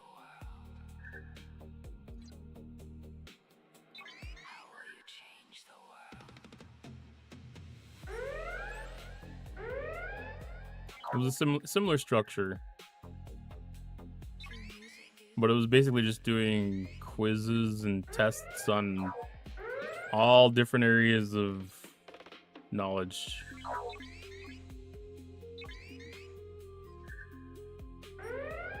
That is the Celtic blood of the Welsh and Irish and Scottish fast to react action and get back to drinking and partying. The not having the green arrows for research is driving me nuts. What's been really interesting is that they don't always disappear.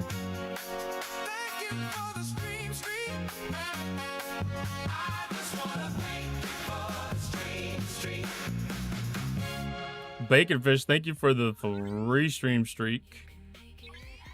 Because I've been randomly seeing them popping back up.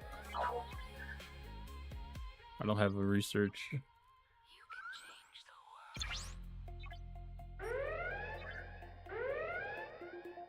Okay, not here. Maybe it was my G3 account. But I had some of the green arrows today when I was looking at it.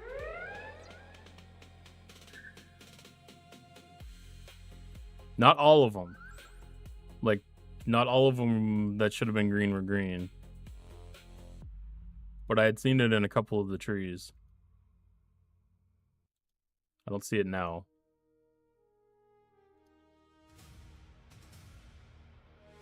No. But yeah, it's definitely annoying. I love the fact that it still does the thing where it snaps to whatever your next research that you can do is. So like you have a good idea that something right there is what you can do. Like, I'm glad that there's that little bit. Because it makes it a little bit easier to find. But yes, I absolutely miss them, and I can't wait till they come back. Because they are not optional. Yeah, I got hit yesterday by one of our whales, and all I wanted to do is wait for someone else to go PC and pay it forward. Yeah, absolutely. Like that's the it's the #1 reaction in this game. Tit for tat.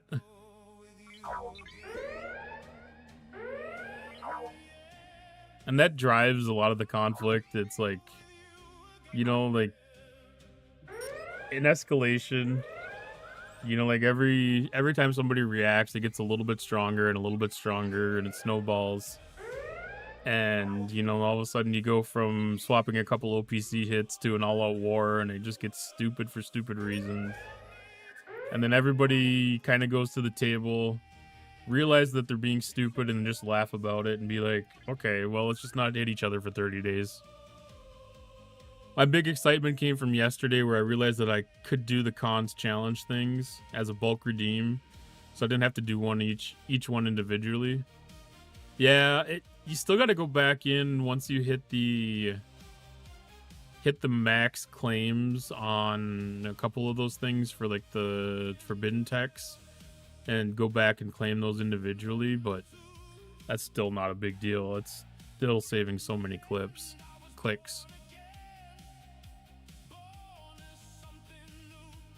Click on them, back out, and then go back. Is that what's doing it? That's kind of like the...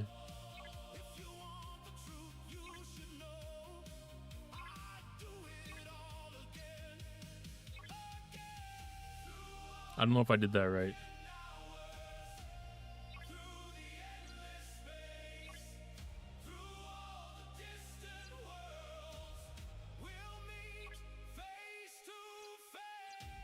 And that might have been where I saw it as I was going in and clicking around on some of the stuff. Yeah, like that one would have had the green arrow. That was, what was that the workaround for? We had something very similar to that. That was one of the workarounds was very similar to that.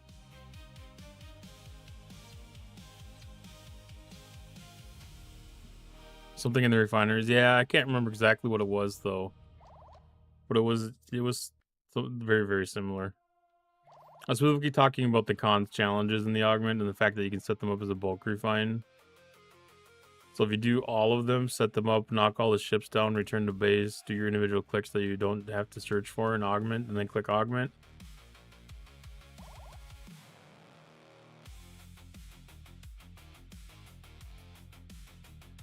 You do all of the cons challenges at one time.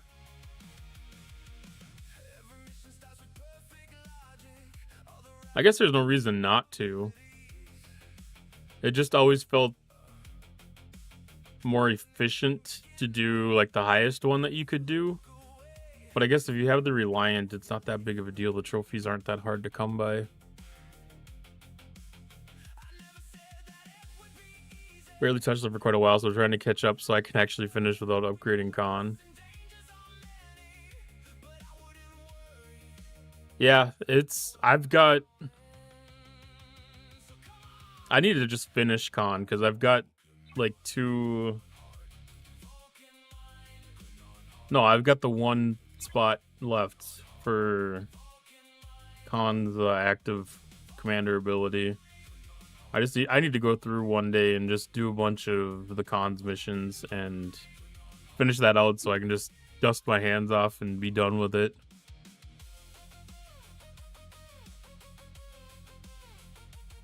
Yeah, the level 5 one is a little bit more tough. You could probably get it done with the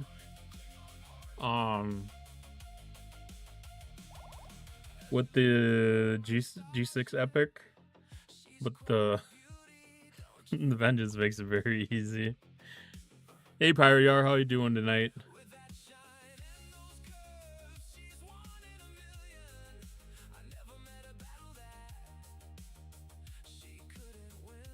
Yeah, there's not a significant difference between all of them. Making some chicken chili verde. As long as you're not making butter chicken. And lighting your entire grill on fire. Recently hit the button to finish upgrading to Operation 65 right before this arc started. So I don't think I'm going to have an epic for a minute. No, but you're really on pace for being able to get close to the 66. And while we go, I need to... Ah! Oh my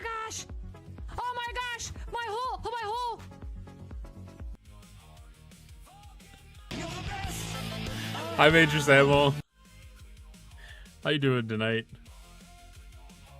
We're doing 4 modes. I need to keep my eye on that. Hey, fresh advertisements. A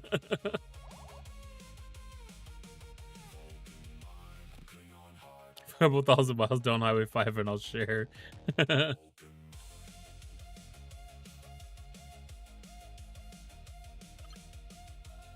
It didn't, it started me in the middle. The Continuum Consulate launch special. I wonder if it picked that one because that's got the shortest expiration. I do love a road trip. Might be cold by the time I get there. That's very good chance of that one. Very good chance.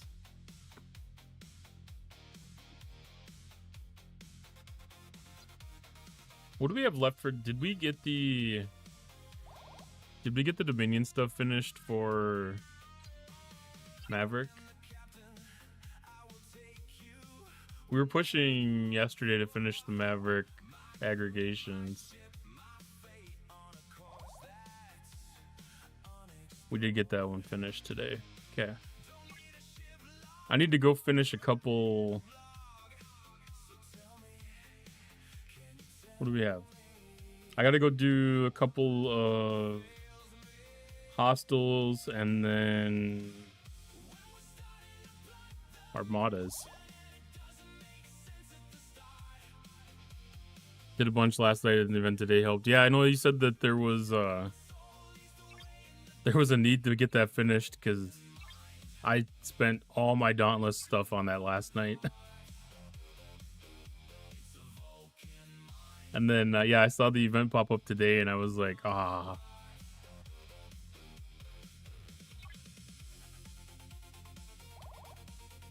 But it's good. I wanted to make sure that we had as much done yesterday as possible. Because getting things last minute's never good.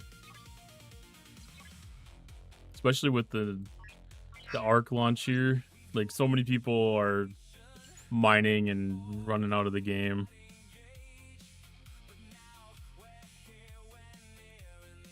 So many passive activities to do right now. Which, now that we're getting more and more hostels from opening up territories, that might make it a little bit easier for people to do hostels instead of having to sit on the mines.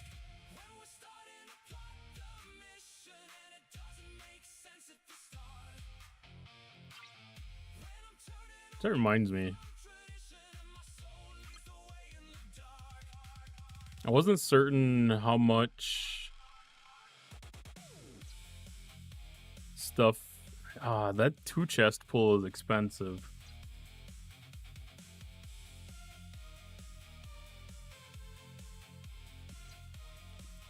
The 2-star Isogenite's not bad. 3 stars probably not too bad. It's one of those things. This is another one of those arcs where I look at the research that's part of this and like all the payouts and stuff, and I start questioning if the value's here. Jesus.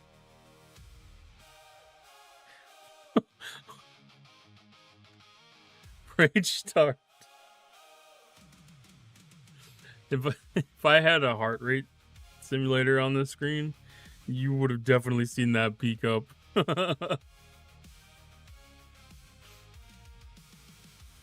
Usually my focus is split between the 2 monitors, but you caught me at a really good time because I was very focused on this one.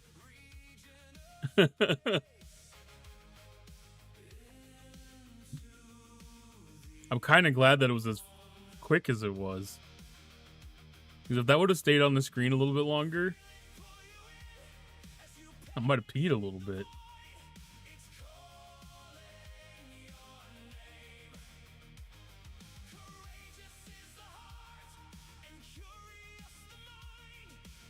Yeah, the biggest thing is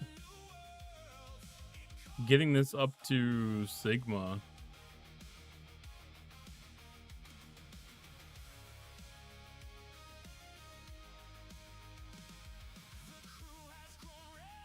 Unlock Sigma at 3 out of 6. That sounds very similar to the way Mirror Universe Refinery was set up.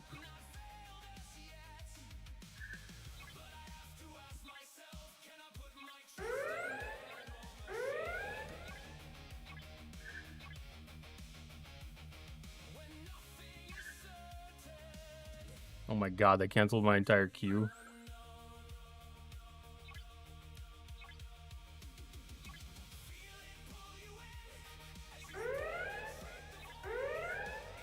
I'm just gonna hit attack on a bunch of these things. I'm gonna go look at the territory research stuff. So I was peeking at it before and I was like not very impressed with a lot of it.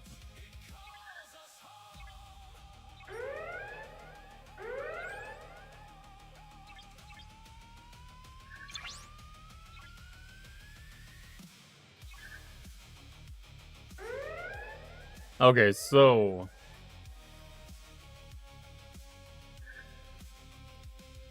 refinery improvement here. So this has to get to level 3 to grant Sigma.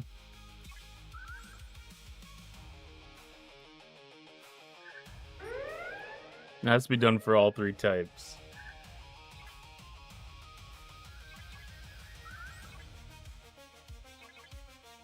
There's a high entry cost into this loop.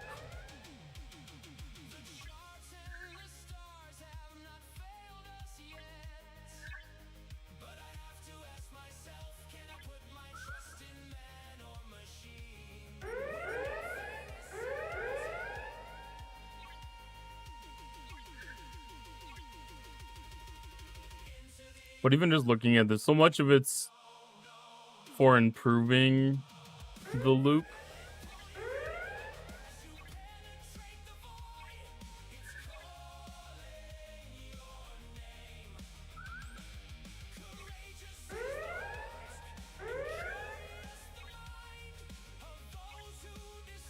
PvE damage.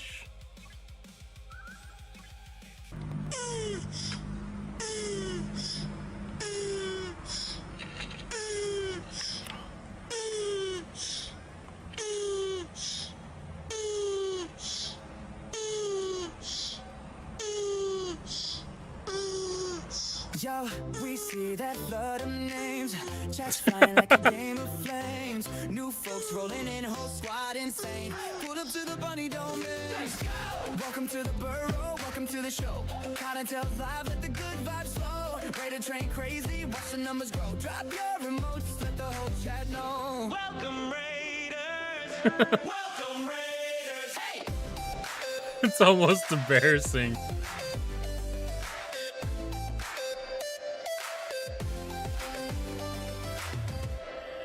Welcome in, Raiders. If you've not been here before, I am Cottontail. I'm another Star Trek Fleet Command streamer. And I'm sorry you had to walk into the Panting Tortoise.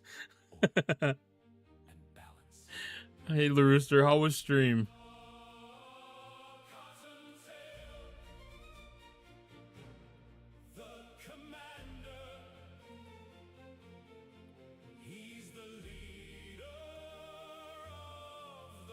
Most people, I probably was giving it a D- or something, you know. Stream was good, got another territory, like, that's nice. too high. So, go in, weigh in, put comments, boost that in the algorithm for Star Trek Fleet Command, and that actually will help. It'll help me, and it'll help get some of that stuff done. Maybe they'll want to reach out to me and try to, like, hear from some of the disaffected youth. Like, subscribe, what was comment. Your question, Lloydson, exactly. Getting another territory is good. Yeah, we got up to 3 now. We want the 1-star, 2-star, 3-star thing. And then yeah, now it's just kind of looking through territory research stuff, and like Yar said, you know, like it's not It's not a heavily involved arc or loop. It's mining or it's hitting hostiles. And even like the hitting the hostiles thing, like it doesn't need to be it doesn't need to be super high numbers of hostiles to be able to maintain the refines. Because this is one of those things where I'm not going to be doing max refine on most of this. I'll be doing either single or double, depending on how easy some of this stuff is. And it's just a matter. I really want the green arrows back, because right now, looking at a fresh tree like this, it makes it so hard to understand the path through this research tree. Those green arrows. I'm guessing they're going to come back on Thursday, because I'm guessing that's a client-side issue. But yeah, being able to understand where the actual entry points are into these different areas is really important.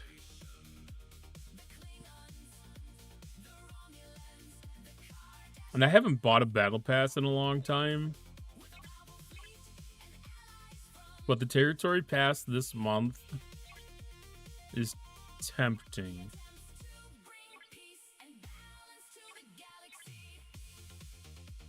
I'd have to see how far through some of this stuff can go. Because the Vanguard research seems quite worth it. This is kind of similar to what the Surge research is in the G7 side of the combat tree.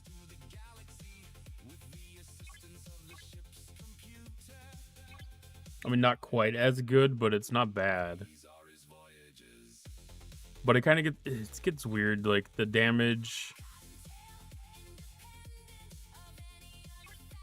Seeing raw damage increases isn't really an impressive number. Increasing reputation by G7 ships. So some of these are stretch goals.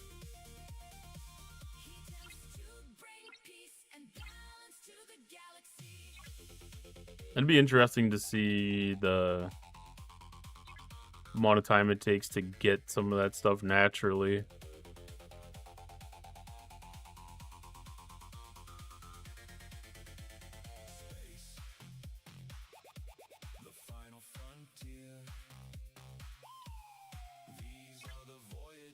I was debating about some of these damage things might actually be okay, because I was hitting the level 70s during our 3-star takeover, and it was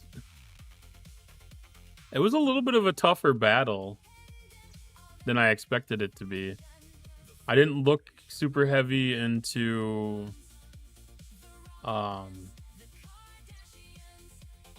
some of the damage.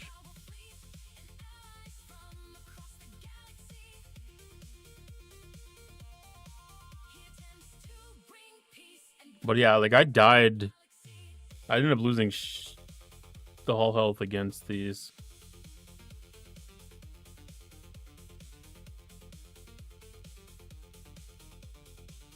I mean, it's isolated damage, isolated defense, apex barrier, apex shred.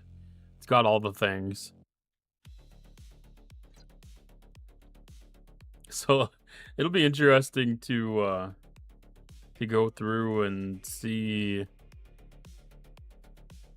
what stats need to be improved to fix some of this damage, because it shouldn't be that hard for, I mean, it's only a tier 6 vengeance, but still, you know, like a vengeance taking on a level 70 hostile you wouldn't think would be that bad.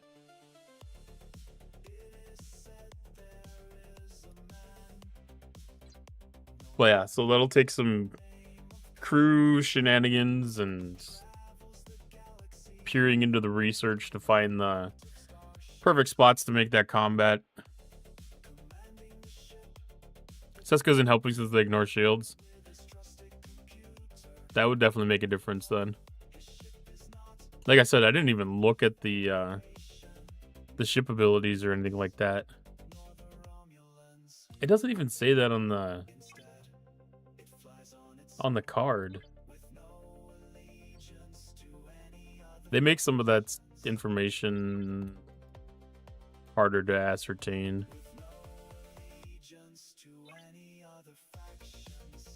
I did see the 80 survey floating around, and I was like, something tells me that's not something to hit right away. And I took a step back from it. So it reduces the shield mitigation to 0% at the start of combat. Okay. So that is a straight hull damage. So we need Apex Barrier and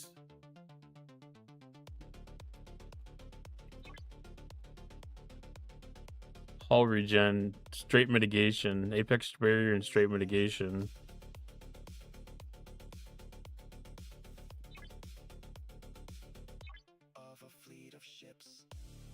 Isolytic defense.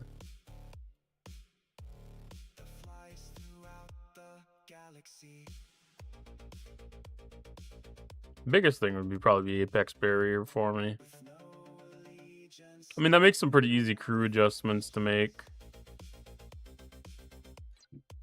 That's probably like a good one with like S&W type stuff. Cav got his G7 uncommon, one shot on the first gun trying the 80. Yeah, I think even during Nigel's podcast, they said they didn't even think the 76s were really going to be capable. Like, it might be a level 80 ship, maybe until the research gets kicked in. But straight on day one stuff, a little tough. But I mean, the 66s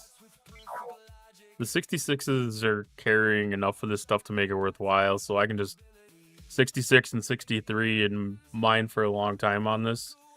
I didn't realize that they were carrying 1, 2, and 3 star though. So that actually makes it really efficient.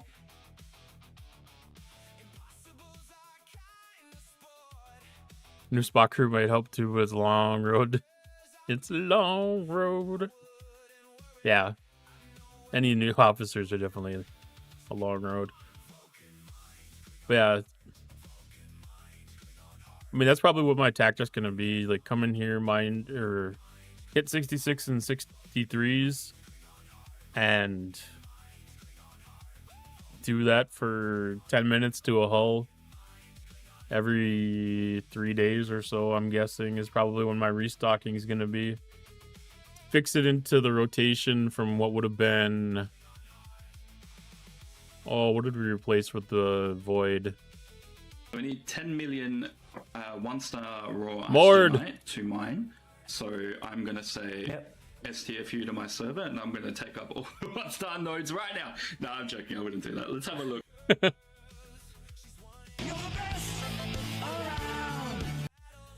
It's been a fun arc. It's been fun for me too. It's a strategy and muscle that hasn't been exercised in a very long time, to be doing things in territory. And there's so much strategy and planning that you can do here that it is a little refreshing. Alliance has been more active than ever too, so that's nice. I was actually really impressed with our numbers yesterday and today. I think when we did the first takeover on Friday, I think people were a little well, we had a very short notice. We kept the leadership kind of kept it tight to the close to the chest, but it also might have been just a quick opportunity that we saw and we jumped on. But we had a fairly short notice on it, so we didn't have like super high participation, but we did have really good. It was 10 minutes before. Okay, so yeah, it was just an opportunity to see to jump on. And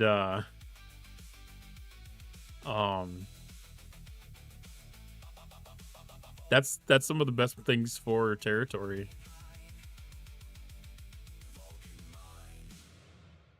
Yeah, because some of the alliances that were kind of sitting in this area were going for the 4-star stuff, so it opened up a different opportunity than we were, and we were also up in this general area, so that 3-star territory was kind of up for debate whether that was going to be available even. So we didn't. I'm glad that we made a move to take advantage of an opening. It was a really good thing. I haven't even looked at the territory services though, because like I know it's like super expensive to activate the things, but like all the different options that are available. Okay, 50% doesn't really matter. Even 300% mining speed isn't fantastic. PvE apex barrier. Oh, these numbers are too low. None of these numbers are really enticing, which is I think is a good thing, because then we don't have to push hard to make sure that we can have open absolutely everything. Because we can focus a lot on some of these ship blueprint refinery options.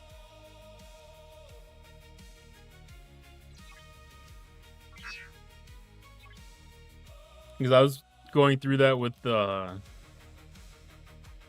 level 30 account. You know, like activating the stuff that could be activated, and I was like, okay, let's get the isogen enhanced refineries up, get that all done, and then we can kind of focus on doing specialty ships at a different time. But like Monavine, Voyager, like our accounts are pretty well past that. NSCA construction.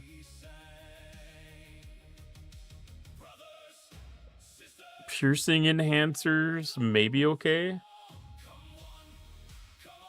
PvP Apex wouldn't be bad.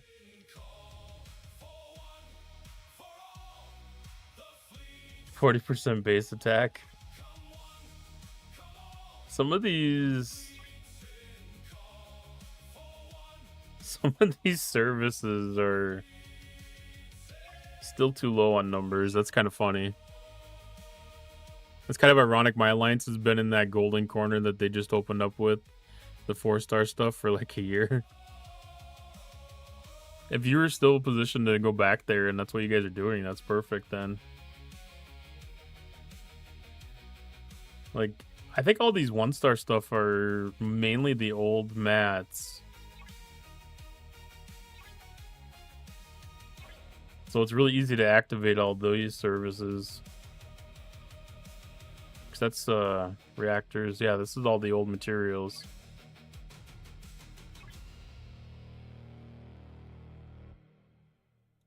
The Voyager ship parts is probably the only one that would be possibly useful for some people. For us,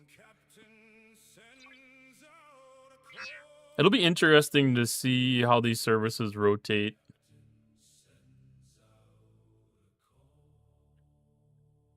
G5 rare blueprints, Reliant ship parts.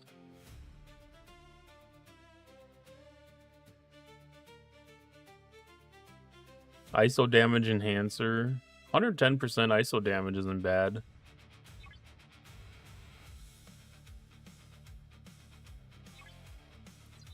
It's really interesting. They've got some pretty decent numbers on some of these, and they've got some really strong misses on some of these other services.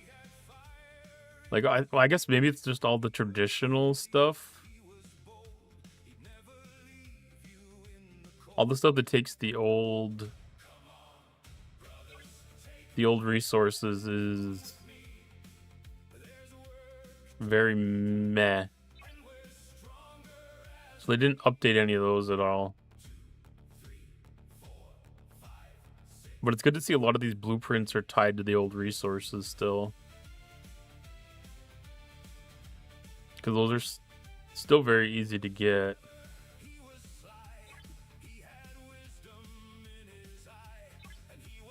I was kind of thinking the jellyfish constructor might move down to 2-star now.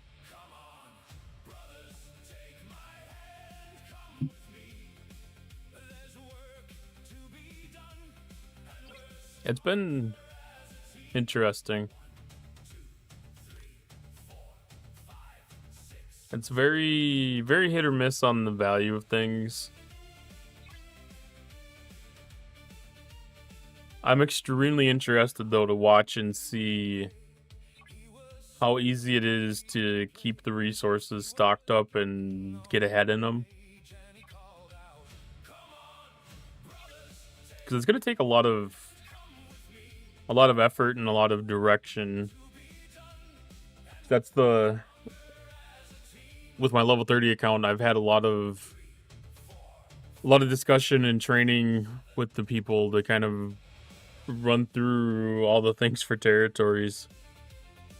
Easier once you're settled in zones, since you don't pay to rejoin the zones. Yeah, you don't have to worry about the redoing the cores. It's going to be the reactors, emitters, and diodes, and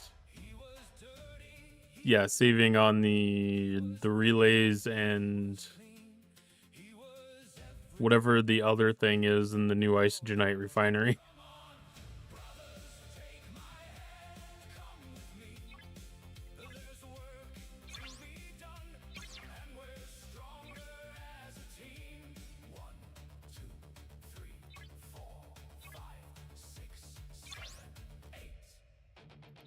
No, that was...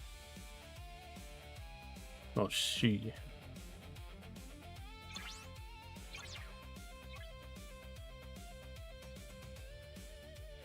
I did my first level 72 Borg Conqueror Armada last night.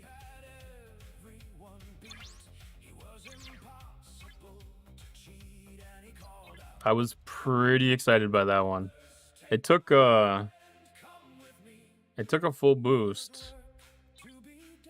I had to do the full Titan boost, and I did Cerritos.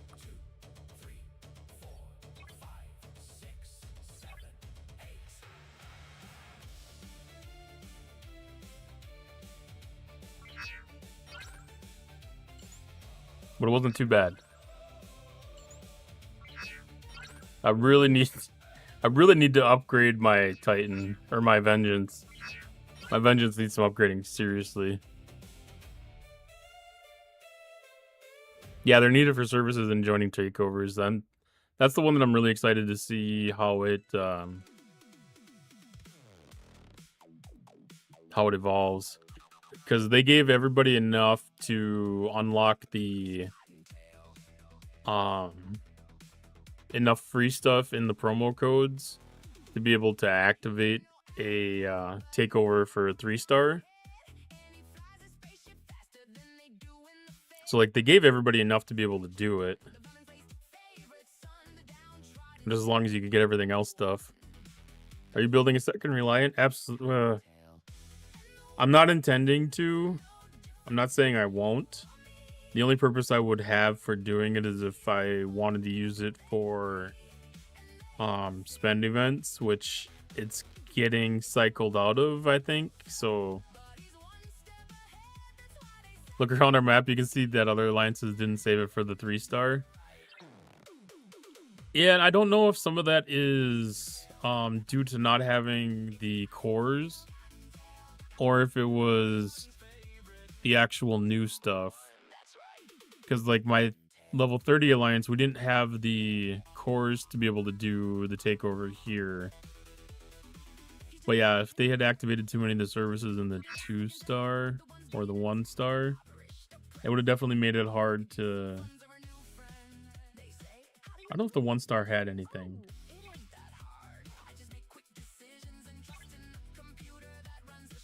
No, it would have been in the 2-star. So they would have activated too many services in the 2-star. They could have used up their new stuff.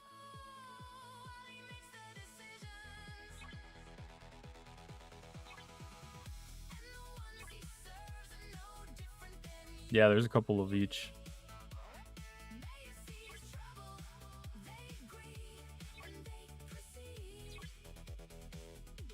Yeah, that one went unclaimed. This one went unclaimed. This one is being claimed. That one claimed. That one did not go claimed. That's interesting.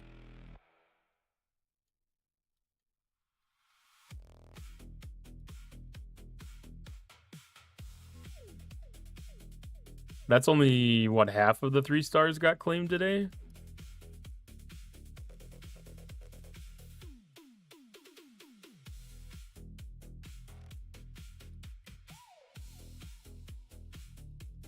That is kind of funny.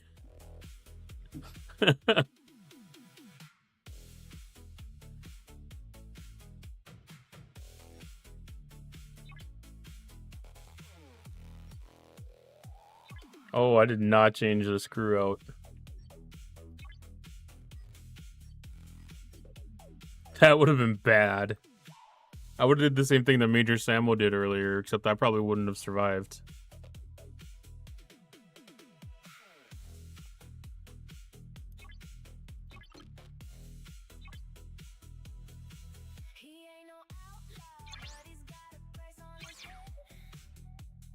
Oh.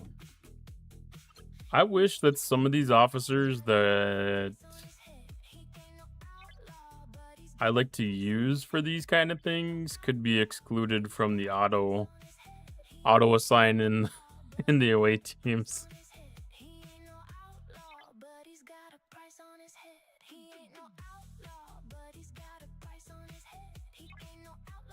Okay, all the ship C stuff's there. B is there, A is there.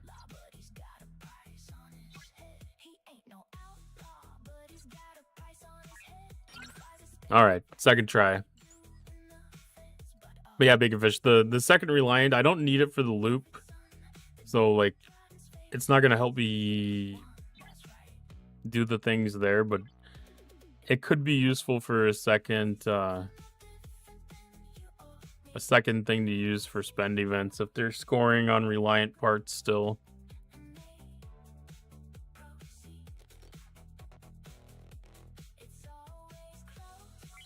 It's kind of the same thing with the Serene Squall. Like, I don't need it to do the loop. I did build the second one, but I've never really upgraded it. So I can use that for, like, different spend event things.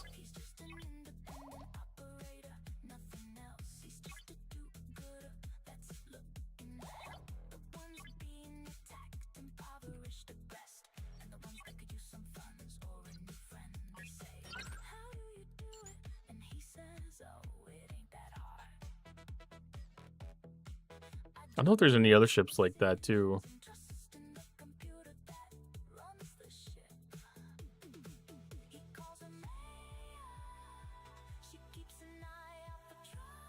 But yeah, Reliant and Squall I know are ones that you can get second ones of real easy.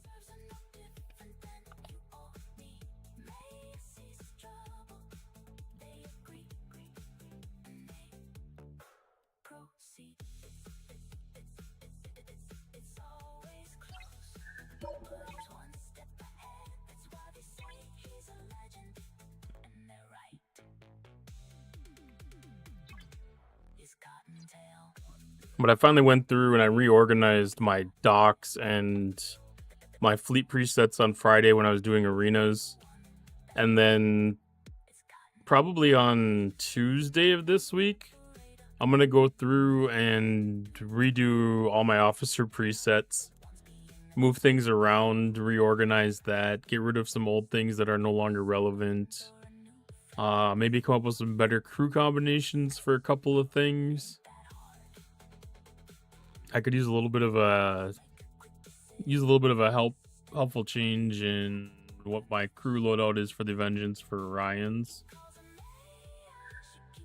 Take a little bit too much hull damage on those, and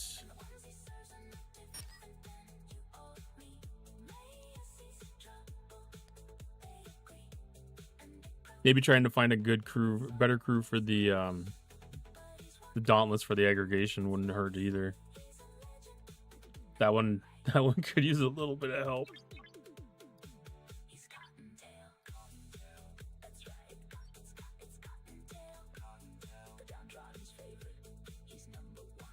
I just wish you could actually modify the officer presets from the officer preset menu. It'd be way easier if I could swap an officer out there instead of having to assign it onto a ship and then go back.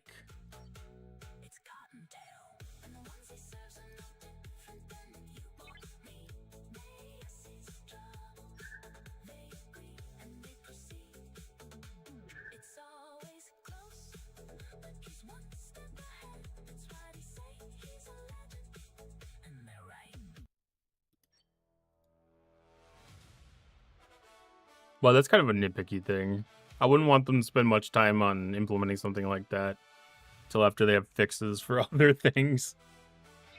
That's one of those it would be nice if kind of things, not a we need to change this now kind of things.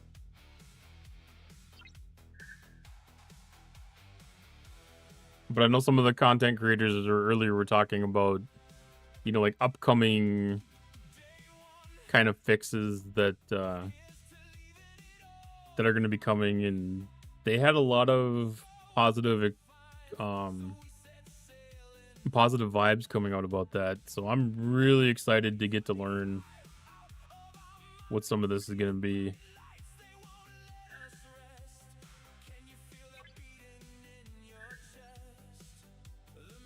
Because it sounded almost surprising that they were going to be getting into some of the details of some of the stuff that they're doing.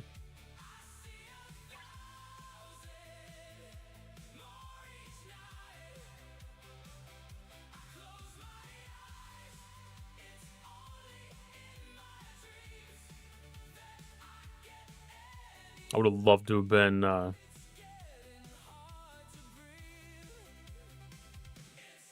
fly on the wall for the meeting this morning.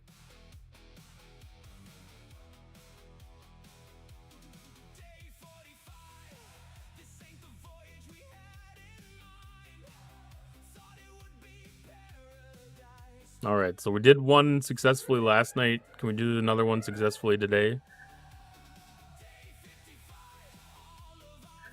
Yes. Ooh, and 2 ships survived this time.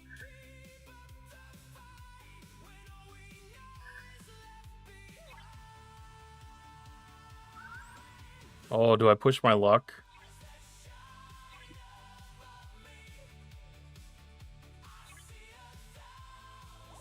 I don't have Titan, but I can give a Cerritos boost to the cube.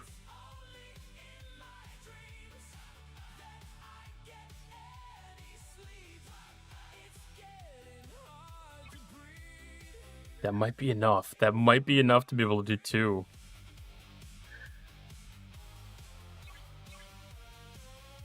I might be flying too close to the sun on this one.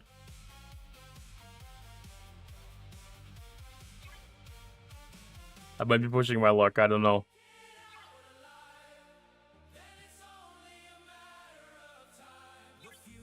Do some damage against armadas.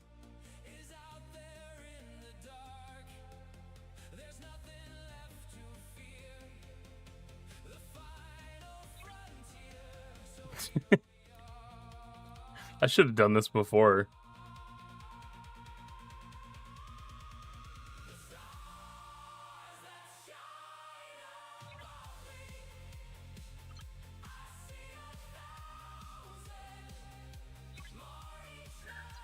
Just get all the buffs. I should have done that before.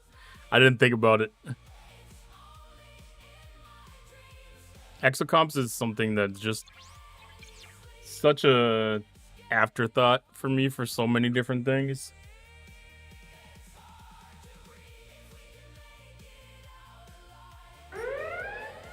Like, the only ones that I really actively think about and pursue are like the building and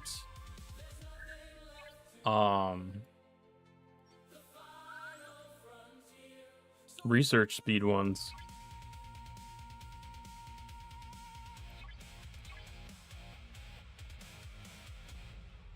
Question, Cottontail, can you see inside a Brelin Alpha system? There are multiple ways to be able to see in, so the answer is yes.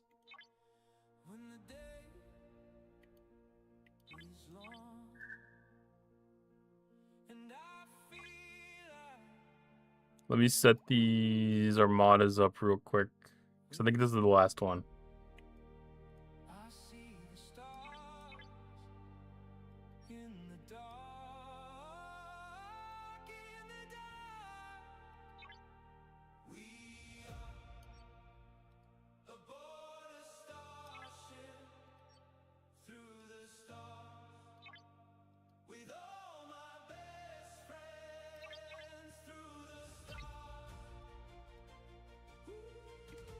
Oh, which one's Brelin Alpha?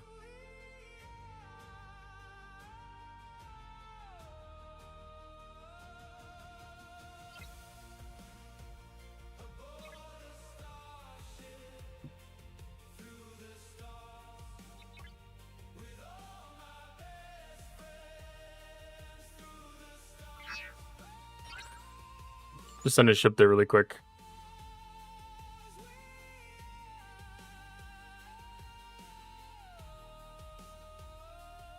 Like, you can't click on it, or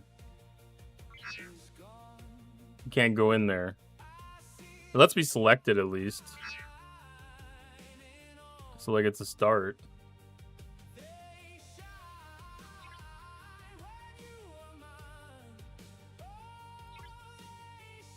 Because I know sometimes the, one of the bigger limits is that you can't even click on those things. Oh, you got two ships set up? Howdy, Dark Tree. Dance, okay. I'll get the bitty dance going on today. Oh, my ships are so far out right now. How's it going tonight, Dark Tree?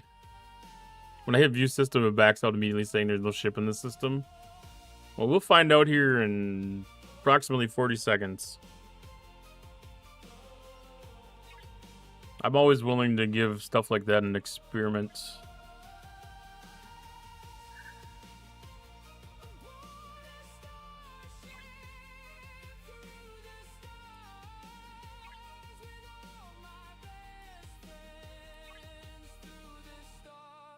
Alright, so if I locate my ship, it shows inside.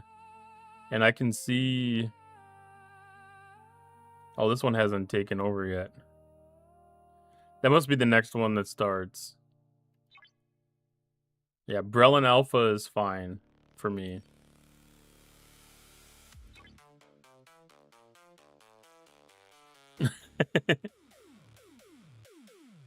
I'm actually surprised I didn't get killed.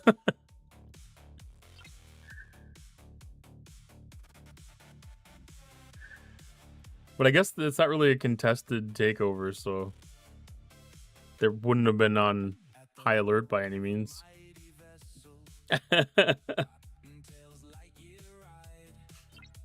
That's one of those times where it's like, oh, I still alive. Let's see, 2 more hours until I get my last directive. I'm not gonna be able to complete the solo Conqueror Armada task this week.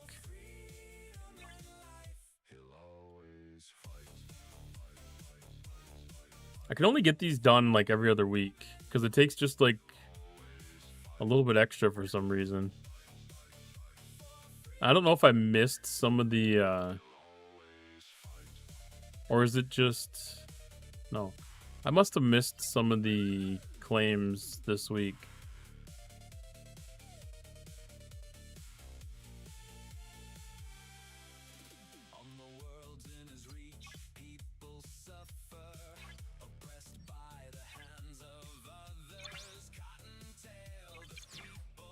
I don't have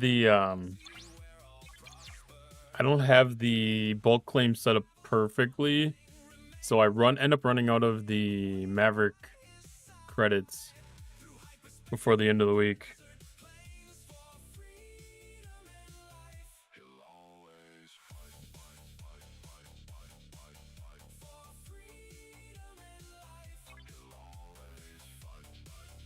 All right, what other events do we have going on today? So we have Paragon Recruit. 10 shards. Why is it...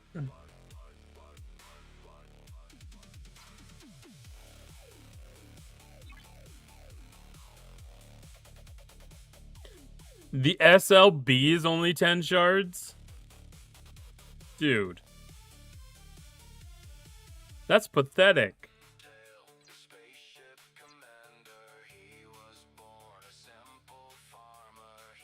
I almost feel ashamed that I've even done 2 milestones of this.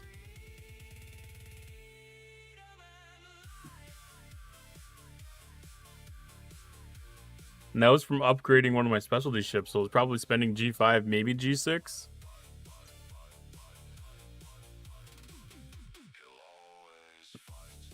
Let's see, dual wave defense, training sims. Maybe I did something else. Because I did a good amount of points on the Aphelion event. Oh, that was also upgrading buildings. I don't remember exactly. Ooh, that has Isogenite in it. I'm gonna have to start that first research in the territory tree tonight then. Because I'm spending...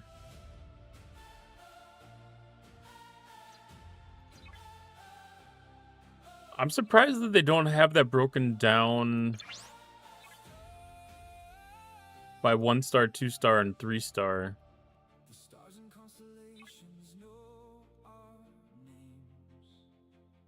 Oh, it's not different grades for the refined.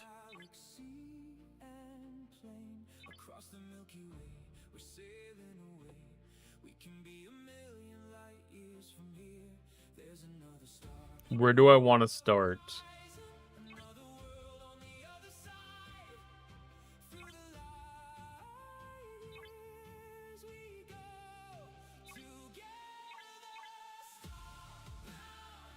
I want to probably start back here, but I'm not going to be able to.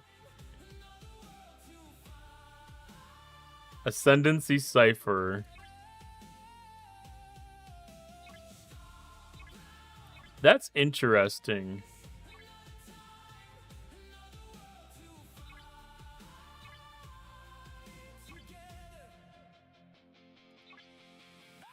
So across these 3 levels, it's an unlock key to start one of these lines. And then you get more there.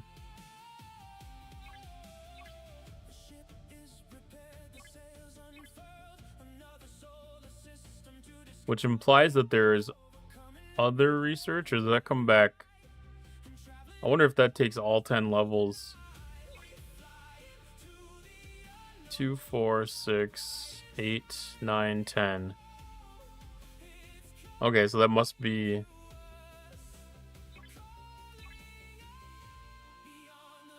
Oh, they're gonna make us buy the frame? Maybe not.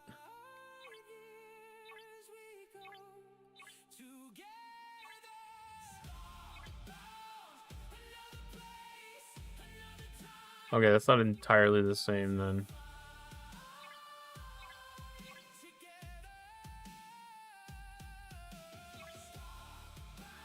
It's interesting how all these things are tied together.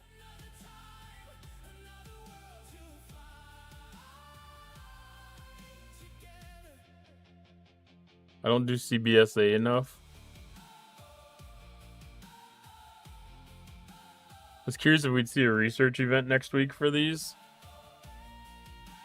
Oh, let's check the calendar.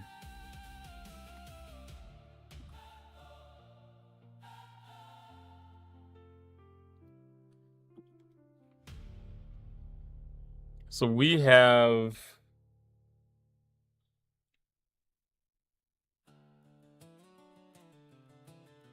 I don't know what you mean by ascendancy, Mord.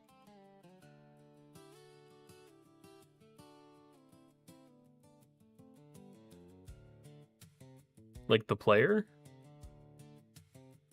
Let's see. We have a search. Do we have a research? Echoes of War. That was from... Okay, that's just completing research.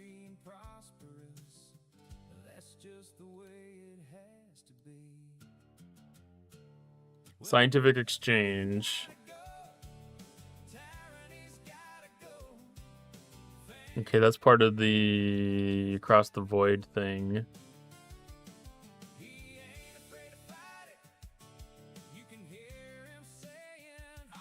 It doesn't look like there's any specific arc-related events.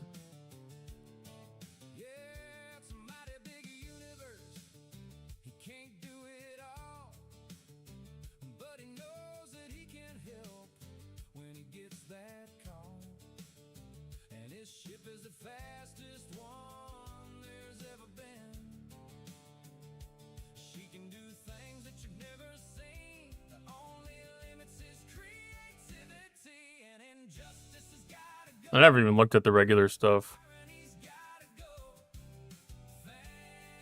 Okay, yeah, I said that's who I thought you meant by ascendancy, but I wasn't certain. Yeah, SDFC.CFD. I'm looking forward to seeing this tool evolve. Funky's definitely done something nice here. This is a little bit better probably than what Ripper had with the original STFC.space. It's definitely a step up. Probably. It'll be interesting. I haven't like cross-checked it to see if, you know, like things look like they're 100% evolved and everything. I'm gonna have to reach out and get myself added into the streamer list too, though. Yeah, I like the stuff in the for the CC side of things being able to get listed. I don't know if that's gonna work for somebody like me since I'm not official, but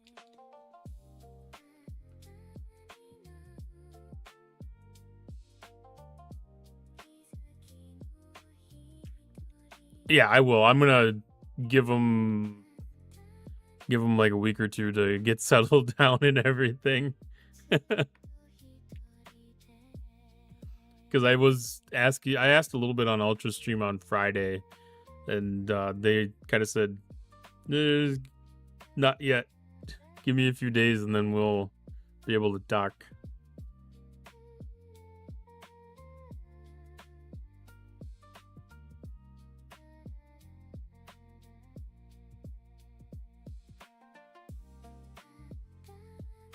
Used to get a once weekly CBSA daily SMS to spend 5 on one day.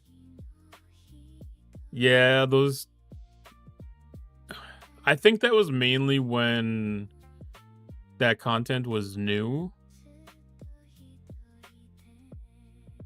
And yeah, I'm kind of the same way. Like, I try to stay under cap is about the only effort I make throughout the week, and then like I probably shouldn't even be doing it today. Because I thought Maverick reset today is the only reason I went through and did all of my events. But when I went back in here to check and see my progress, I saw that it still had a day left. And then so now I'm realizing that it's not till tomorrow. So now I fully expect to have the do 5 Board Conqueror Solo Armadas event tomorrow now. Because I accidentally blew everything I had today. I'll have 2. I'll have today's directive claim and tomorrow's directive claim to be able to do it. Because I know like the non-heroic one was typically due 1 or 2. But yeah, the heroic one was due like 5 or 9 or 10 or something.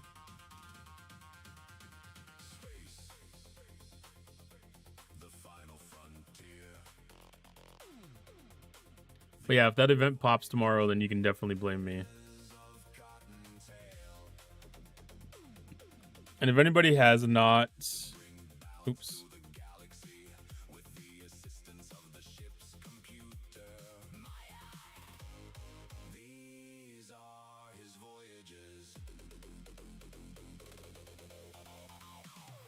That is not the link.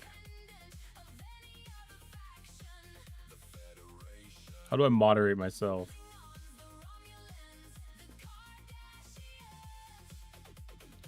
Can I delete my own? Can I not moderate my own comment?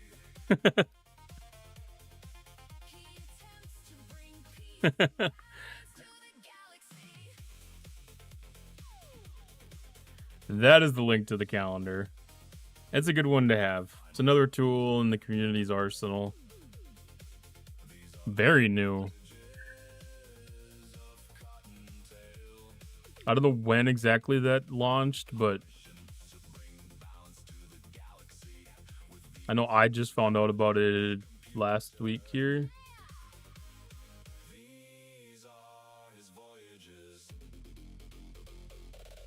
Like June? Is that when it kind of went into alpha? Was sometime in June? Yeah. At least that's where I'd figured it out, was like June 22nd.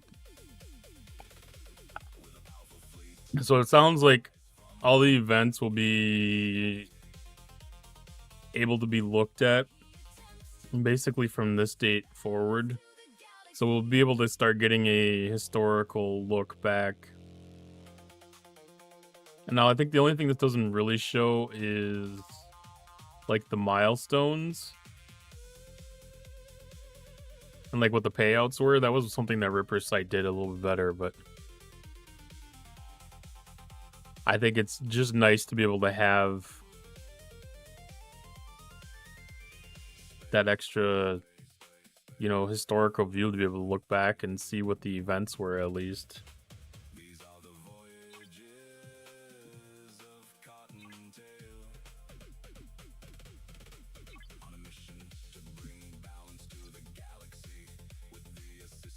Oh, I'm sure it has been. I mean, it's something that we had at one point and would love to see again.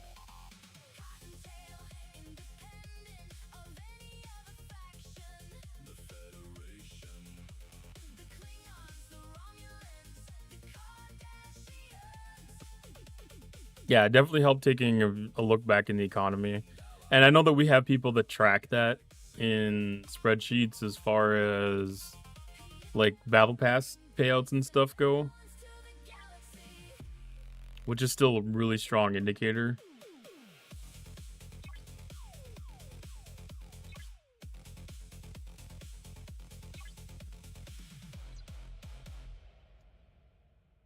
But the more spots that we have that information available, the better, for sure.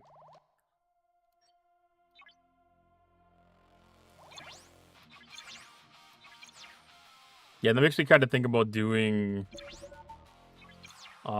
something similar to like what CDB does, where there's like a sponsored creator of the month kind of thing. I might try to do something like that since we've got so many different tool creators now in the community, that I might try to do something to, you know, do some kind of a dono to those tool sites, whether it's like some kind of specific stream each month, or just randomly picking one and picking a specific amount to donate.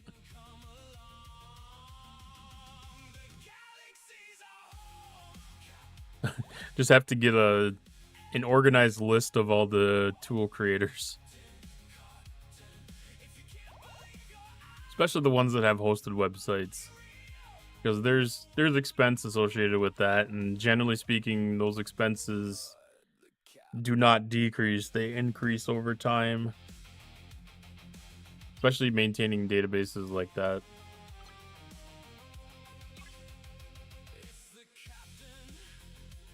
Come up with unique words with them to support them.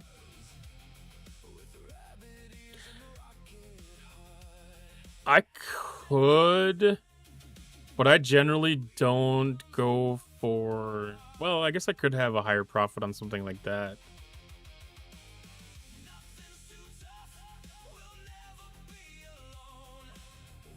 Because that would be a donate thing.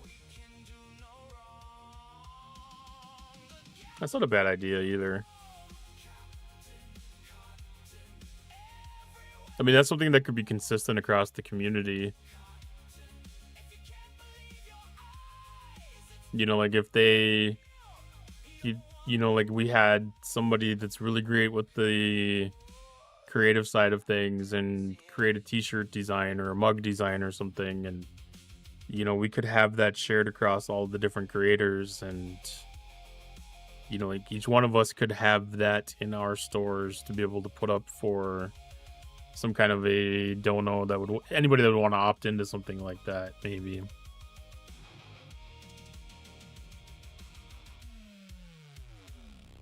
Because I wouldn't want to feel like that's something that would be specific for my store. That would just feel weird to me. I don't know. I still haven't gotten the hang of the I still haven't got the hang of the idea of pushing the merch store and not necessarily taking pride in it, but because I do take pride in it, I just don't have the habit of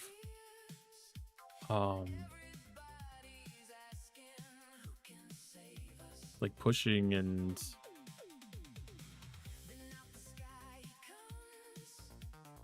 selling myself, I guess would be the best thing.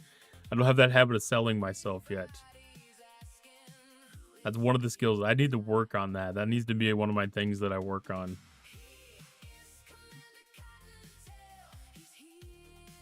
Because that's one of those things that I really appreciate about some of the other creators. Especially Lostin. Lostin's just got this natural flow and process that he goes through. Like, it's almost like a set thing. Like, I almost feel like he has a script that pops up on his prompter when somebody new follows or somebody raids in. Like, he just almost does the same delivery every time, and that's very admirable.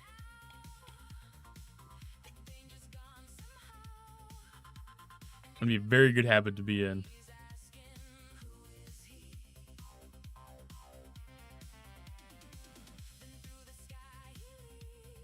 Oh, I forgot to do an outpost last night. I was kind of mad.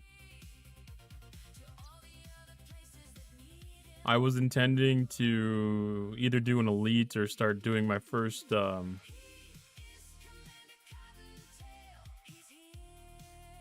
my first 72 or 3 or whatever. All right. I'm going to let this ticket run for tomorrow. I've got the other events done. Project Dreadnought, spending. So it's another fairly light activity day today. The only real event that there was the aggregation and sector supremacy. Being 71, I had the cold directive for killing the Breen.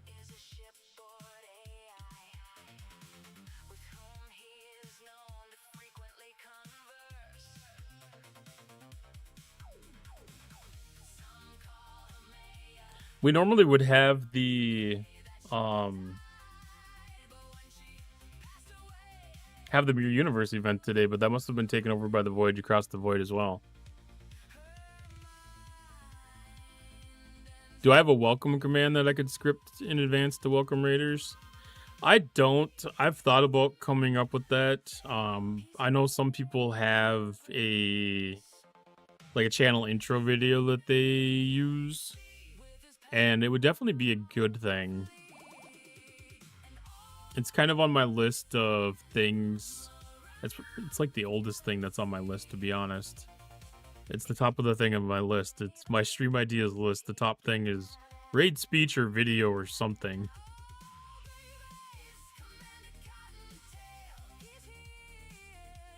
So I haven't figured out how to do that. That's been on there for almost a year, to be honest. I haven't decided how I want to approach it yet.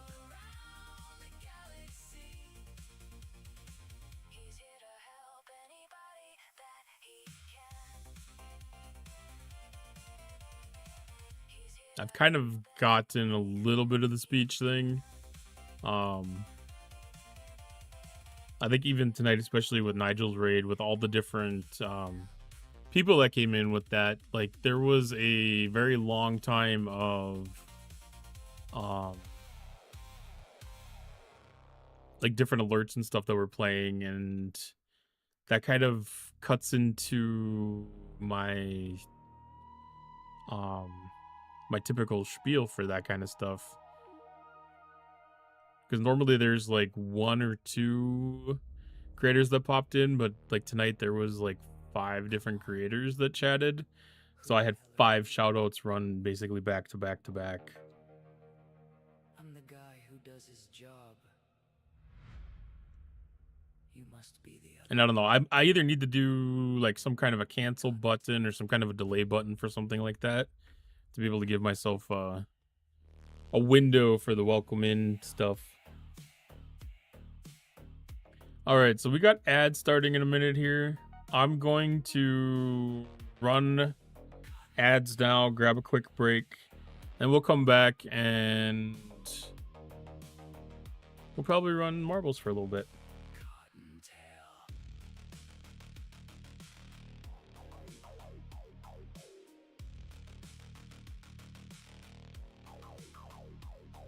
I'm Cottontail, commander of this fleet.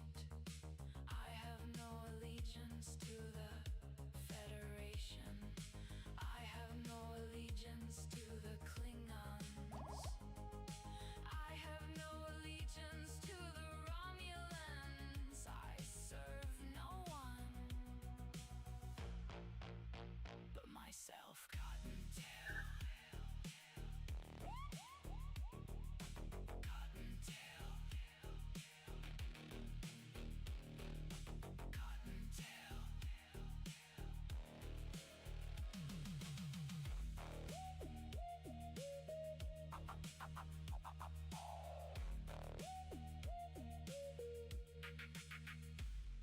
Our mission to bring peace, order, and balance to a galaxy full of chaos. And what are we waiting for? Let's get to work.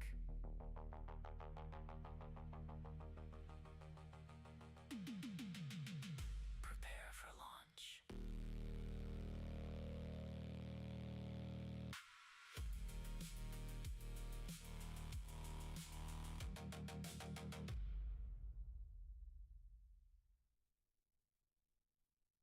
Cottontail, Cottontail, Cottontail is a spaceship commander traveling across the galaxy with his AI companion. The ship's computer, Maya, he works independently, aligning with no other factions, not the Federation, the Klingons, the Romulans, or any others.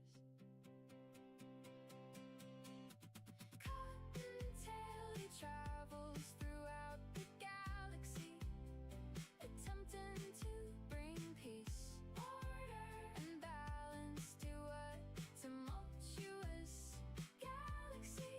With his powerful fleet of ships and allies from across the galaxy, he helps anyone he can. Sometimes these songs are kind of funny. Cottontail is a spaceship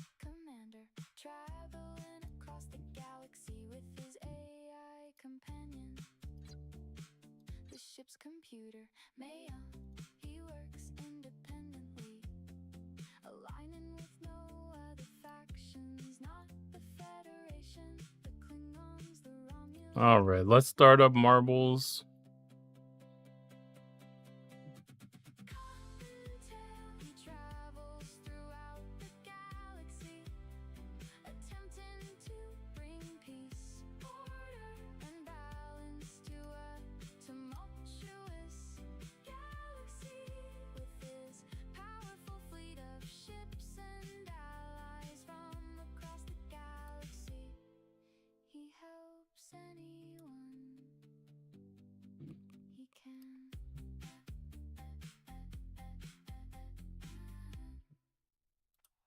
All right, let's flip over to the marbles playlist.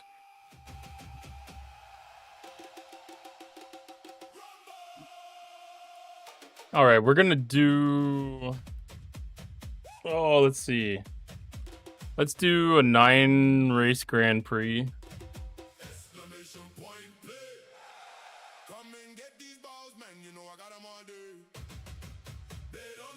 And let's do we'll do a giveaway for first place for 30 tournament coins, or what is it?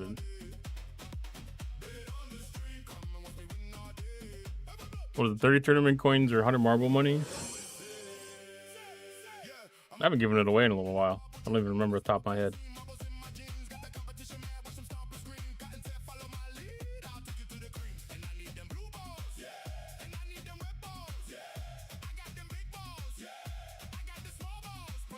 Yeah, 30 tournament coins or 100 marble money. All right, exclamation point play to get in.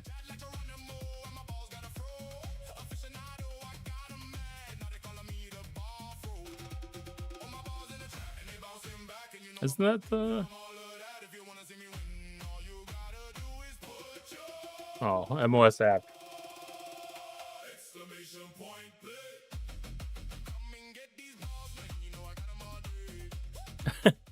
All right, I'm hitting start. 69 seconds to get in.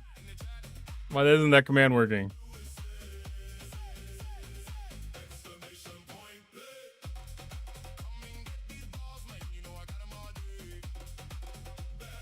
Where are you? You're stuck inside.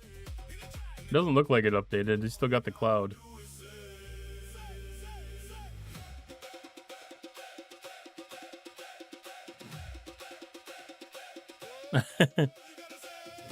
I noticed that before, that it doesn't. You got to hit the apply button, which isn't really easy to find.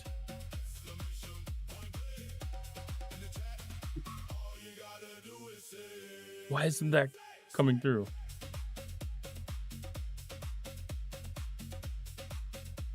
All right, 15 seconds, exclamation point, play to get in on this race.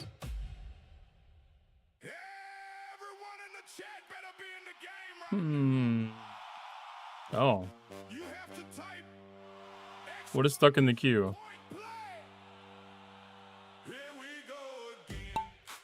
Oh.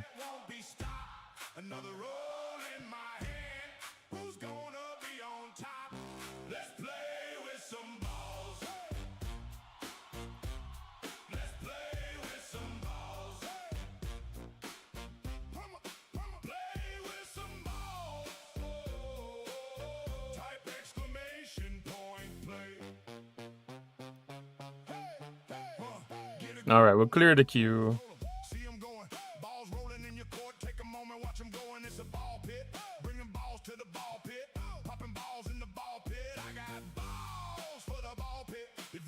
You can check the 4-star territory and see if you have the refined cost. I actually have the game closed right now. Let me pop it open on my phone.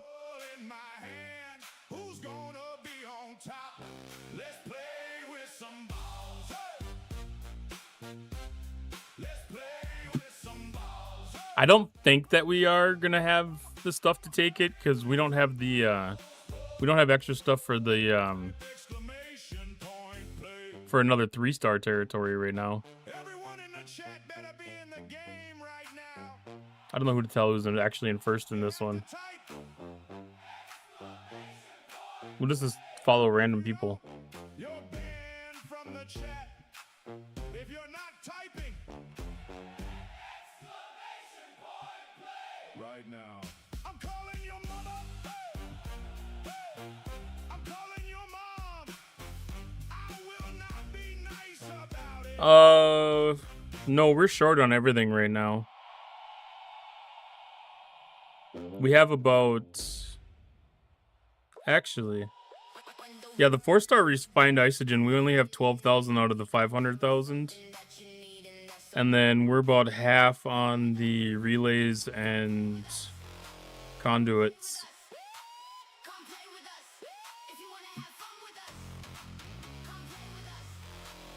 Well, there shouldn't be ads. Why are there ads? Did the ad not run? Interesting.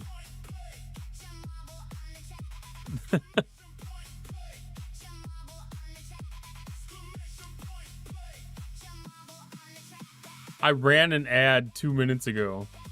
Or 5 minutes ago. That's so stupid. But did that answer your question, Broken Wolf? We're at 12k out of 500k for the refined.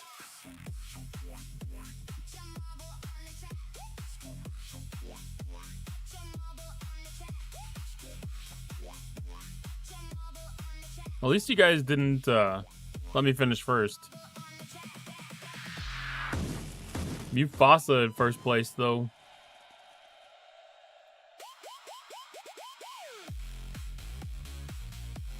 First was Mufasa, second was Mord, third was Warzone, fourth was Dragon Ghost Rider, fifth Misa, sixth LOLs, seventh Dark Tree, eighth Cottontail.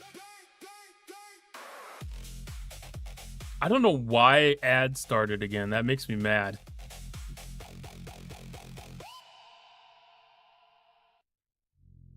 I deliberately played a 3-minute ad so they would not play again.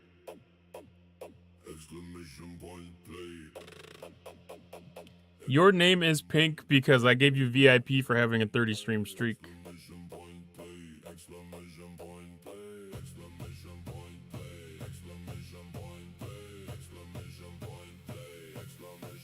So people that are white are gonna be not subbed, just following. Dark Tree in green is gonna be for moderator. I'm the, I don't even know what color you'd call that. Salmon colored is the broadcaster.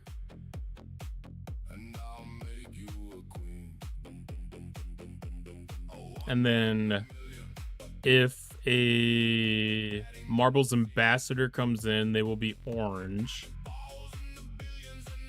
And what is Pixel's color? I don't remember what Pixel's color is. Welcome in, J Hind. How you doing tonight? Okay. We're done with ads. Ads. The next ad starts in 1 hour and 50 minutes.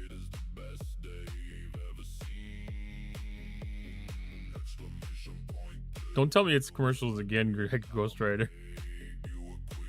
Because it really shouldn't be. It shouldn't have been the last ones.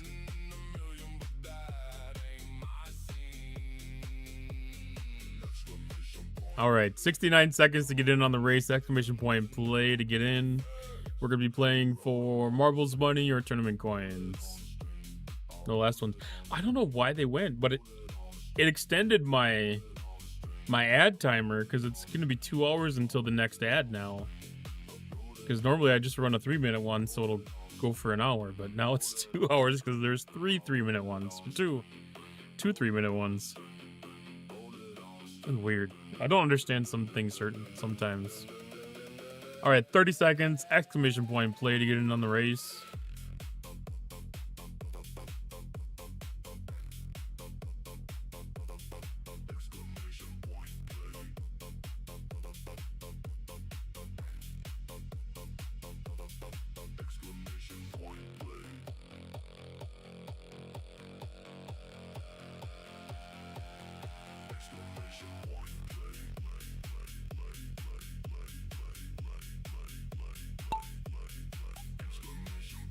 right. First positions are gonna be LOLs and Darktree. You're gonna be getting the first ones to the bottoms.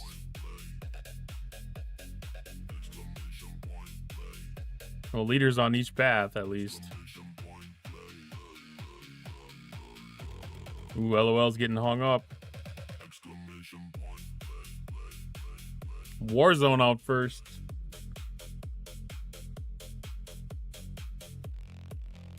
Followed closely by Mord and Jawhands.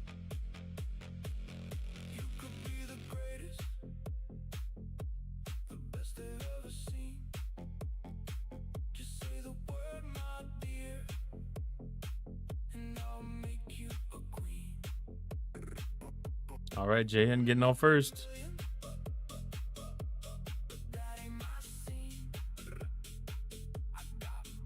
All right, Misa makes it out of the tumbler.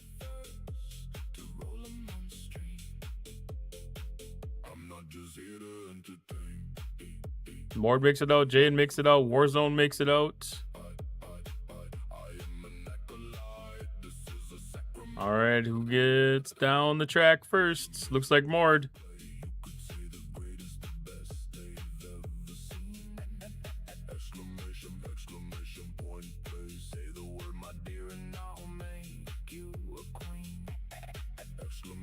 This side of the track's going way better than the other side.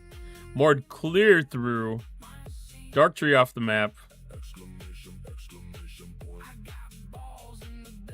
Jayan sneaks through. But Mord's out first. The pegging field. These things make me so nervous getting popped up. Oh, Mord, you are playing with fire there.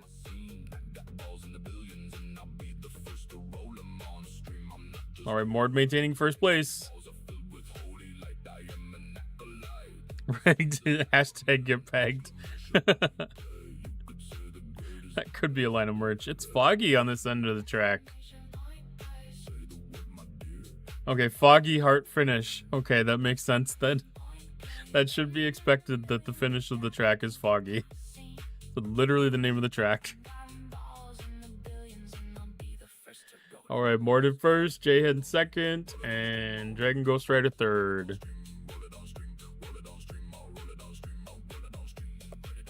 Alright, one last obstacle to get through.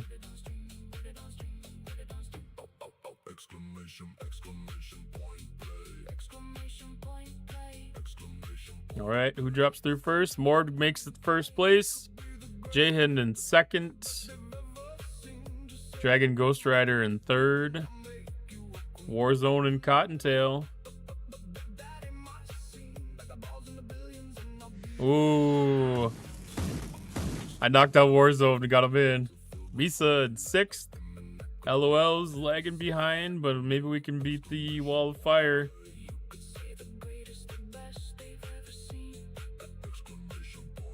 Oh, I don't think we're going to beat the wall of fire. I don't think we're going to beat the wall of fire.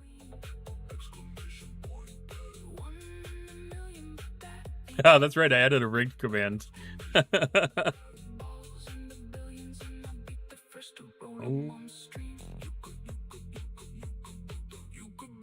This is... Oh, they got held up. LOLs, I thought maybe you were going to be able to make it. Alright, first was Mord. As continued to the next map.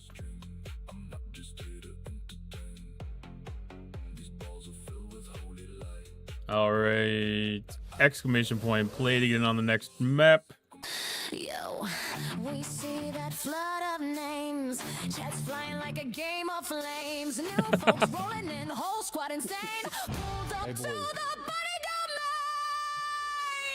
domain. Let's go! Welcome to the borough, welcome to the show, count and tell 5, Roasted balls. They're just the one. Welcome Raiders, welcome Raiders. Welcome in, Raiders. I am Cottontail, Star Trek Fleet Command streamer. How are you doing tonight? How was your stream, Ruby? Thanks for coming in. 10 times in a row.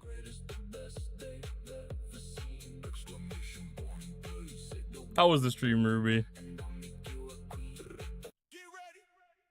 Hello, D Camel.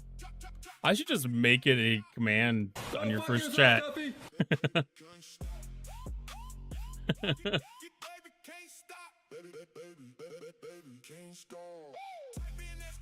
Welcome in, Raiders. If you want to get in on the races, we are giving away marbles money or tournament coins for first place at the end of our 9-race Grand Prix. This is race 3, so there's a little bit of opportunity to be able to still make podium. We have 65 seconds, exclamation point play to get in on the race. Do some SDFC grinding. It's a good opportunity. Like the new hostels, you can kind of grind away at them as long as you want to. Or if you're still experimenting with the 71 hostels and getting through all the good stuff, and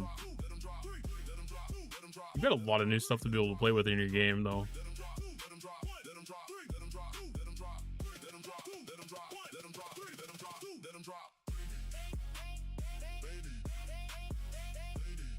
It's definitely been interesting to see the new hostels and kind of try to punch up on those, because I found out that it's not that easy to punch up. All right, 15 seconds to get in. Last call, exclamation point play.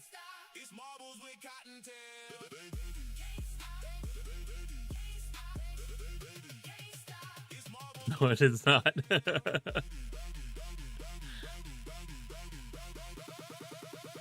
Yeah, I got rocked on my second 70.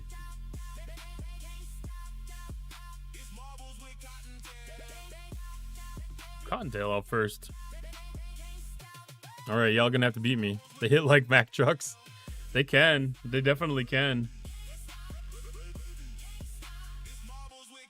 I'm really looking forward to seeing some information about like what the lowest tier ship is that can kill the 80 surveys, because like that's gonna be really cool to see. Ooh, me and D Camel passing for first place.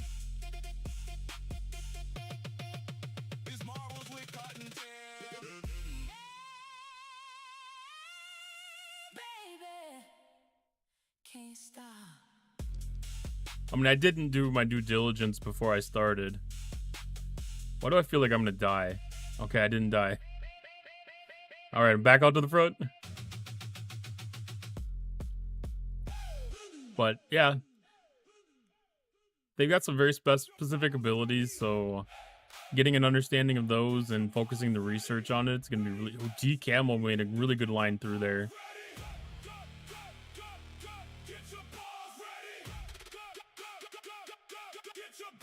Just got to keep it on the track. Just got to keep it on the track. There we go. D Camel's way up front, and I'm getting held up by the pegs. D Camel with the win.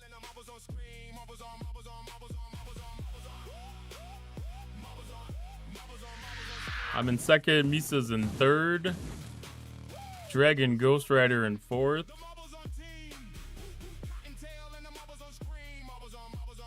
J-Hand in fifth. Sixth is Dark Tree. LOL's in seventh.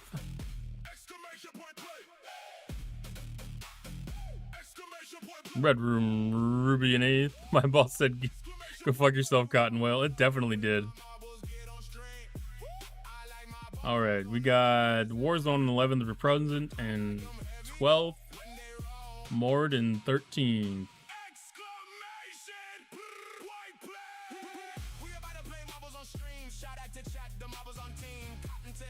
I need to play some more. I have not done hardly any races this month, or this season. I don't even have a position on my map, my name. All right, exclamation point play for the next map. 69 seconds to join the race.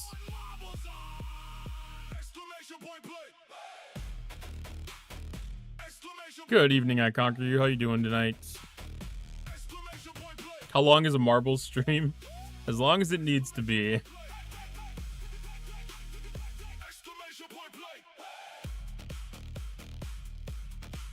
I'm doing a 9-race Grand Prix, so it's probably about 40 minutes in time. Yeah, well, you can't. 24 hours is a little tough to do. There's season. What is it? About 6 weeks?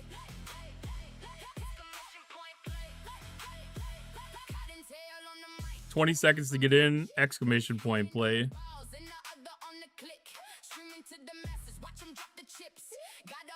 It used to say on the top of the old app. I don't know if it says it right in there.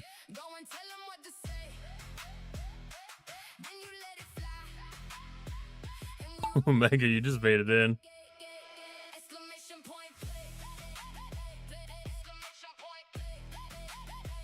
Yeah, this is season 70 right now.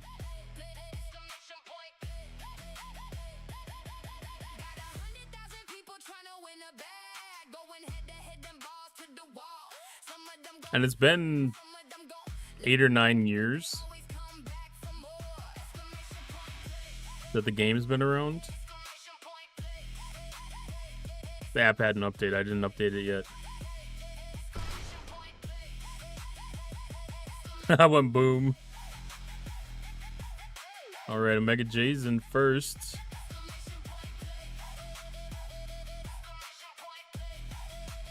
So the season runs from June 23rd to August 3rd. So yeah, about 6 weeks.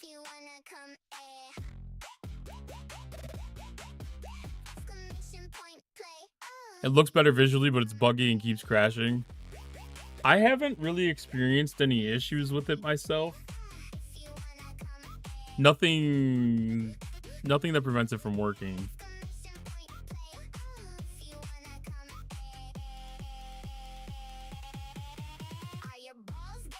But I know there's been reports, and they're actively working on them. They got a specific channel in Discord for feedback. Ooh, Mega getting held up.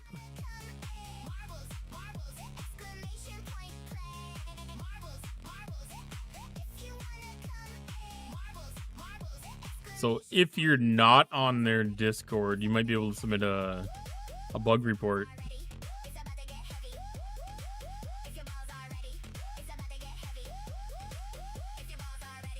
Ooh, Mega J.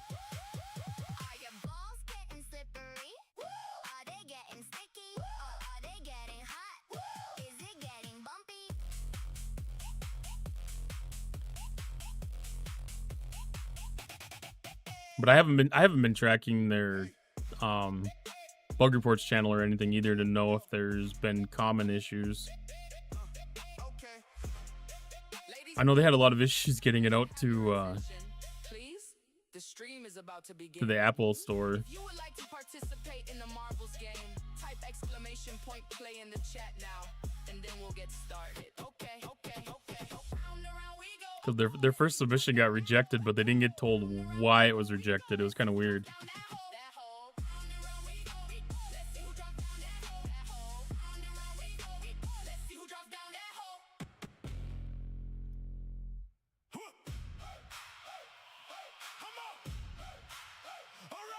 I'm gonna have to take a look. I got one of those things done. The Yeet Hammer looks fun. It can be. Somebody's gonna get whacked by it. I think Ruby just got whacked by it.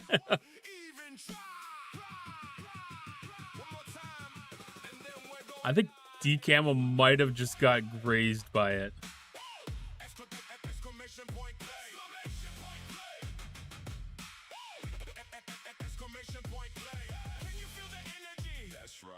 I was talking about the Marbles app on the phones. Alright, I got first place, Omega J second, Ellie third, Conquer You fourth, D-Camel fifth. Where's J-Head? There he is.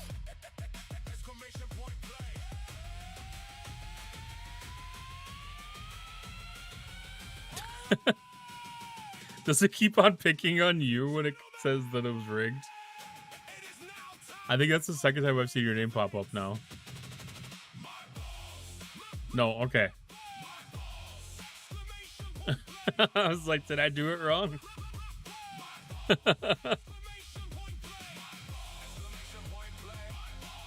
All right, next map.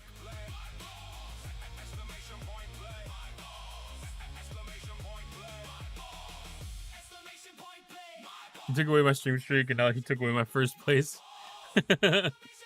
What is left for me to take?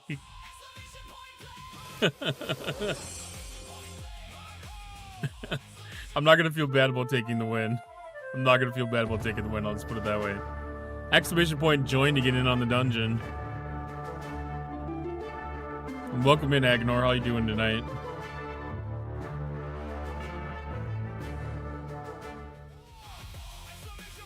All right, exclamation point play to get in on the race. 69 seconds on the clock. Go pick someone behind the one that does the exclamation point. It's actually set up to do a random person. It picks a random active viewer from the stream. Was lurking after back-to-back 3-star territories. I don't blame you one bit at all.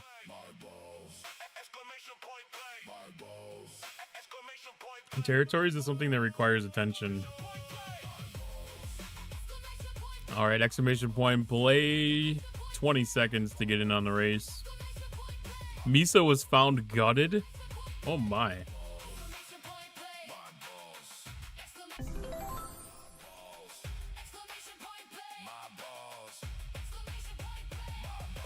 In the dungeon, you were found gutted.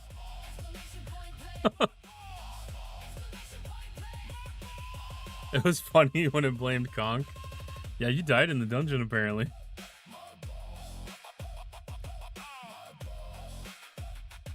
All right, first one out is Warzone. Ooh, Warzone, you played with fate there.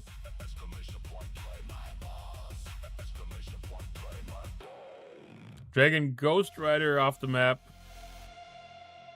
Ellie taking the lower track. So many different paths on this one. I don't know which one's the best one.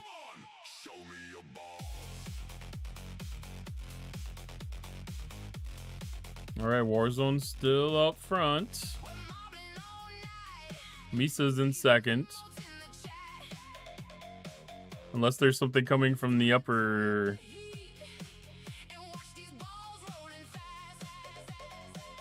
Nope, it looks like Warzone's clearing first.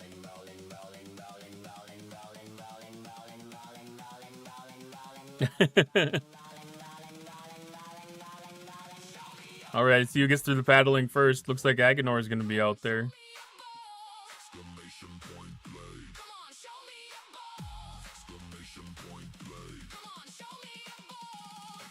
That was pushed me over.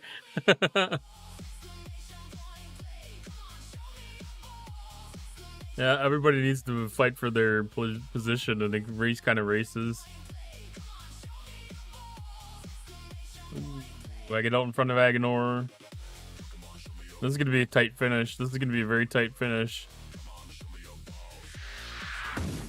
Alright, I get first, Aganor second, Warzone third, Mega J fourth. J-Hand in fifth. I Conquer You is sixth. Ellie seventh. Misa eighth. D-Camel in ninth.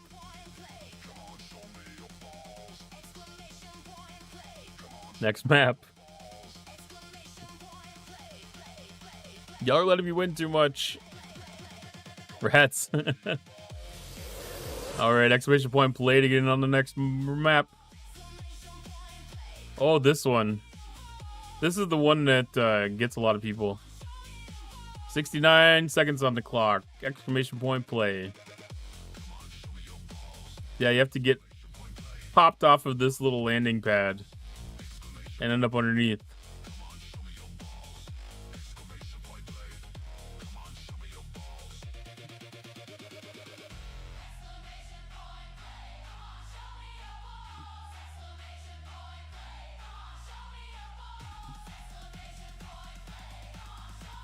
That looks like a big peg. That is a very big peg. That is the biggest of the pegs. Yes. This is the one. This is the one that you want to get hit by, though. Sometimes they're soft ones, and they don't have a lot of consequence. They don't yeet you off the map. Sometimes they hit very violently, and they do yeet you off the map. This one's got a protector, so it can't yeet you off the map unless you hit it just right. Is it at least lubed? This one, probably. Unless you hit it just wrong. Warzone out in front. Warzone off the map. Ellie off the map. Agonor off the map. Dragon Ghost Rider out in front.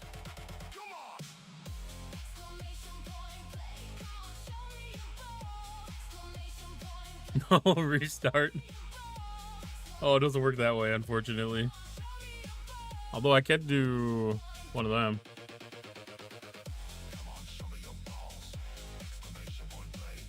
This ramp scares me a little bit. Because it's really easy to get knocked off course on this one. Alright, I fell off the map.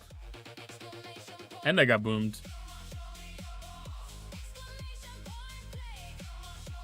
Dragon Ghost Rider's got a good lead over everybody, though.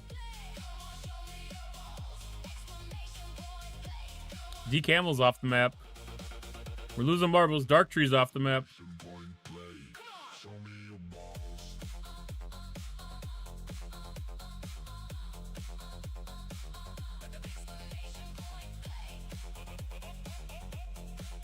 Alright, just have to get this perfectly timed. Here we go, here we go. That's not a good timing. That's very poor timing. That's very poor timing. We're gonna be... It's gonna take a little bit to get settled in. You may be in the permanent cycle now. You may be in the permanent cycle now, Dragon. Misa off the map.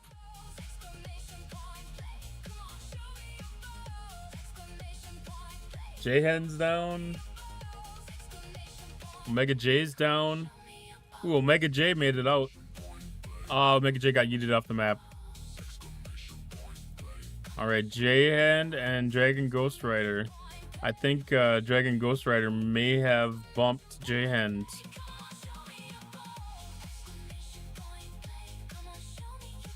Dragon Ghost Rider in first, J-Hand in second. We had a much higher death rate on this one than we should have.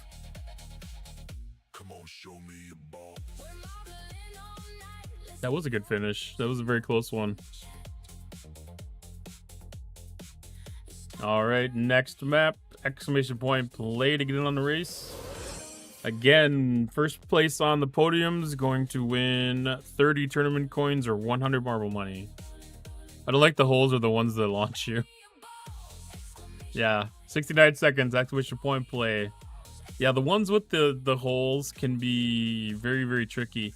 Especially when it's got the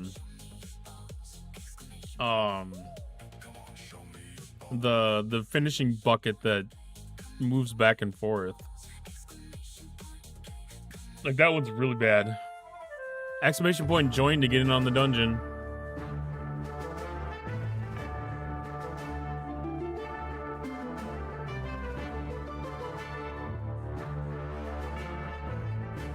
$30 seconds to get in on the race. Exclamation point play.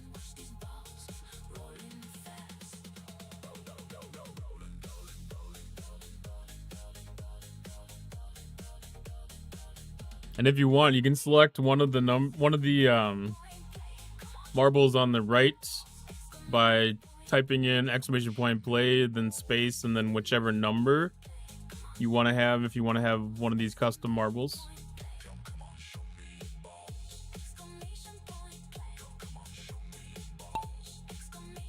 If you're subscribed, you can pick from one of the two on the left. Otherwise, if you're just following, you can pick from one of the ones on the left. Subscribed is one of the two on the right. Following is one of the four on the left.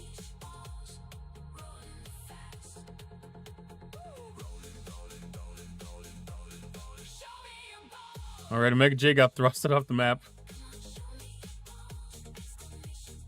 Blue Meanie's in front. You can English good? I'm not even certain what I said half the time. No way, that won't last. There's a lot of opportunity for that to change. This map has some crazy obstacles.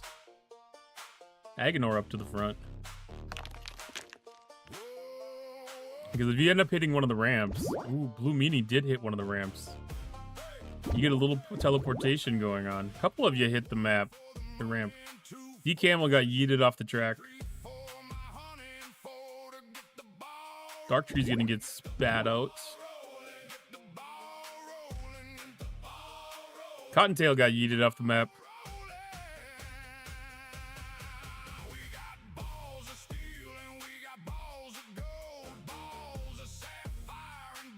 There we go. Dark Tree's got the lead.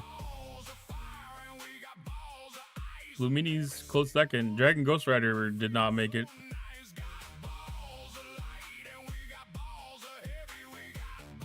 I get yeeted, struck by lightning, swatted off the track, etc., etc., etc. We didn't get yeeted off the track this time, at least. You just had trouble getting out of the little paddler. All right, first place Dark Tree, second place Blue Meanie, third place Misa. Warzone gets knocked off the track. I don't even know how the heck that happened. Fourth place goes to J-Hind.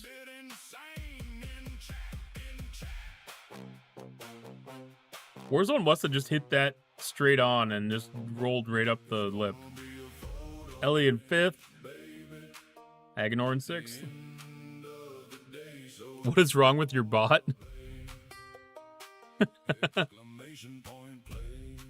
Keeps blaming Conk now.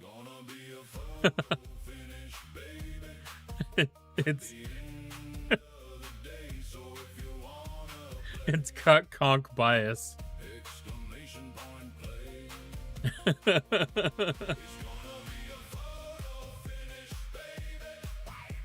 Alright, exclamation point play to get in on the race. Let's see what it looks like.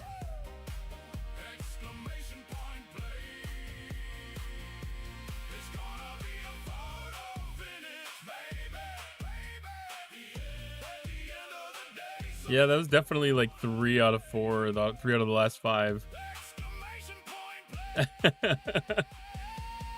Just need to quit Twitch altogether. Exclamation point play to get in on the race. Exclamation point join to get in on the dungeon. 69 seconds for the race, 32 seconds for the dungeon.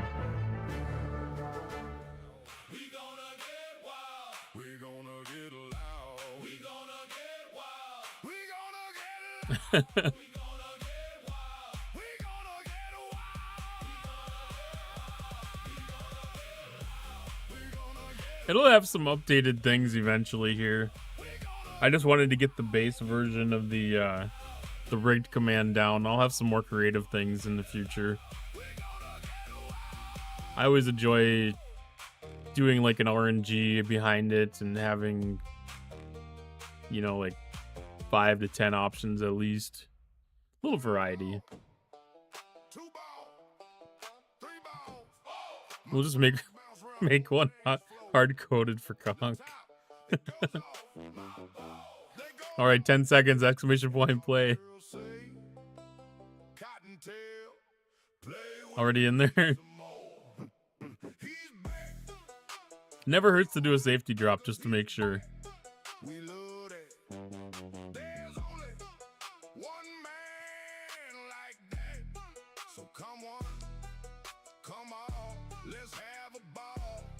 Oh, this is one of those really weird maps because it's like clear.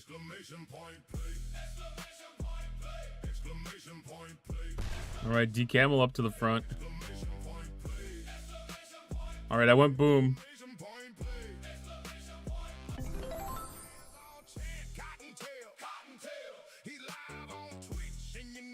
I see Sharky down there. D-Camel's still in front.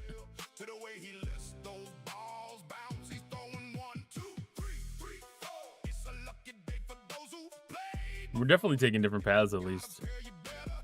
Major Samuel would like that dungeon. Definitely the Stargate.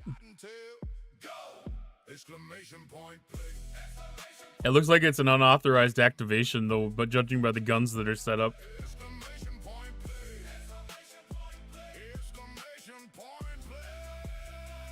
Ooh, J-Hand is starting to get a little up front. These little comb bristle things are an interesting obstacle. Exclamation point play. Exclamation point play. Exclamation point play. All right, through the Plinko machine. Down the funnel, on down the ramp.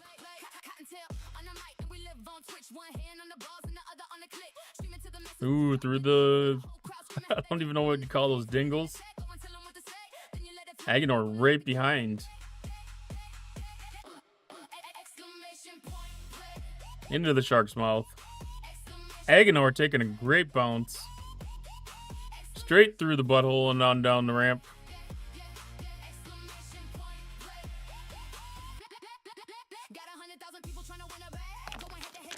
Oh, we got blocks in the way. Ooh, that's an explosive block. Why did the block explode?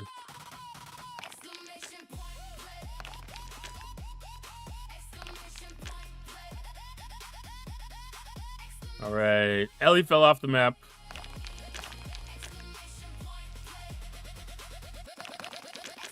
This is almost like better off being the last person in these ones. Because if you wait till everybody is cleared the blocks in front of you, sometimes you get some really good momentum going. All right, I Conquer You goes out in front. There's a bunch more blocks. Holy. Bypasses a bunch of them.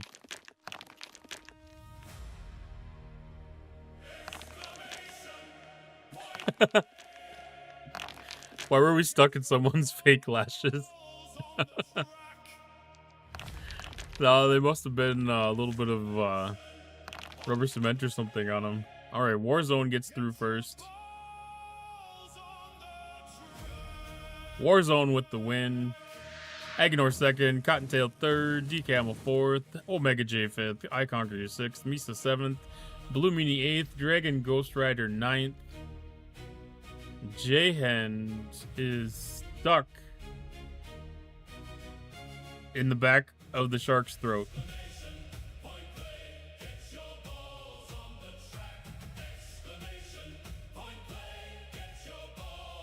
Just waiting for the flames.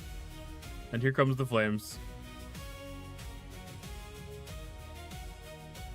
Fish are friends, not food. I like that one. All right, this is the last race of the Grand Prix. Exclamation point played again on the race.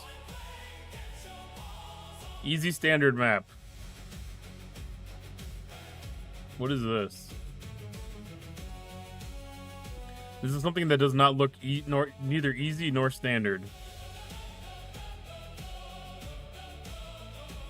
Well, this is one of those baking machines.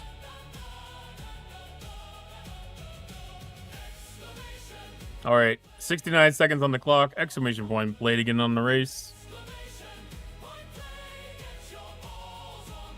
Warzone's marble is food. All right, remember, podium after the end of the Grand Prix. 30 tournament coins or 100 marble money. Who's winning? I don't know. I should have looked. I'll have to remember to do that, Omega. I usually don't look at the mid-race update. No, you get to win marble money or tournament coins. That way your ball isn't naked. You can customize your ball.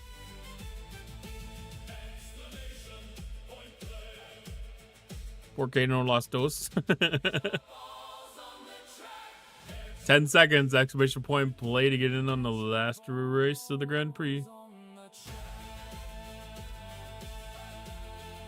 I think the nurses have taken care of that problem.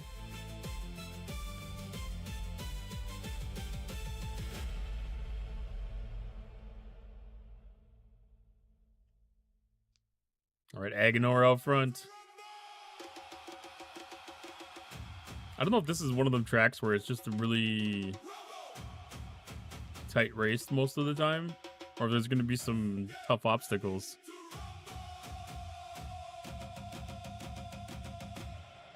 Checking for prostate cancer. I thought there was a blood test for that. I don't know if there really is or not. I think that they may have come up with something like that.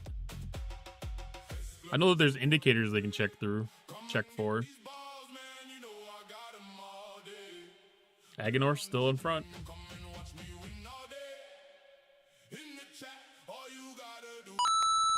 G100. Thank you for the 100 biddies, Omega J. Agonor got iced and boosted, yeeted straight off the track. Ooh, bouncing off of the earth.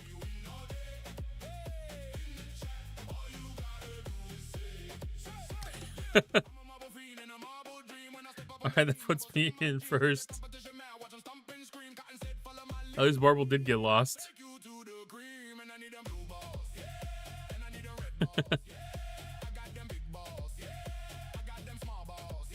Alright, I'm in first, J-Hand is second, Dragon Ghost Rider third, Warzone in fourth.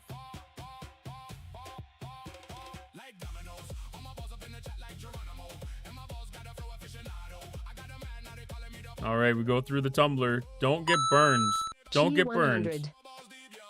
Alright, Mega J, thank you for the 100 biddies. Dragon Ghost Rider got thrusted. Dragon Ghost Rider is off the track. Warzone got no grav.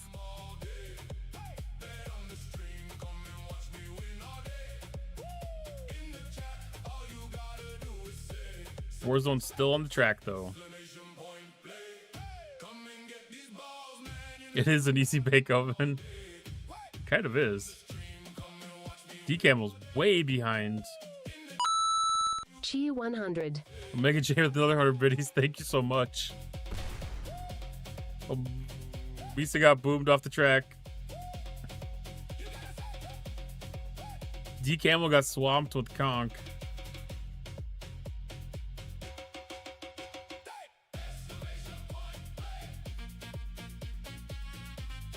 I'm still out front, though. At Omega J.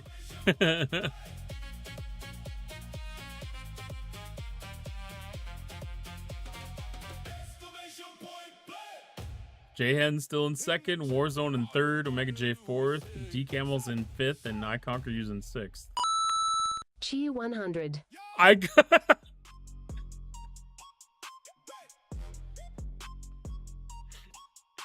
You restarted me right as I was falling in the bucket. And then you killed me. No, the fire got me. The fire got me.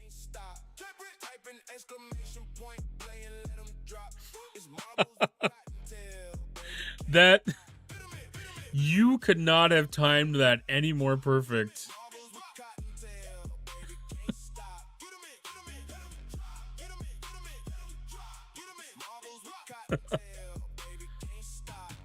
Conk, you're gonna die.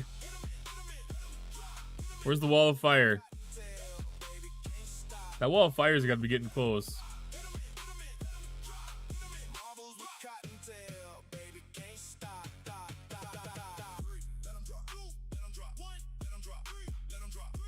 Well, there it is, coming down. That was definitely worth the 500 biddies. I appreciate that.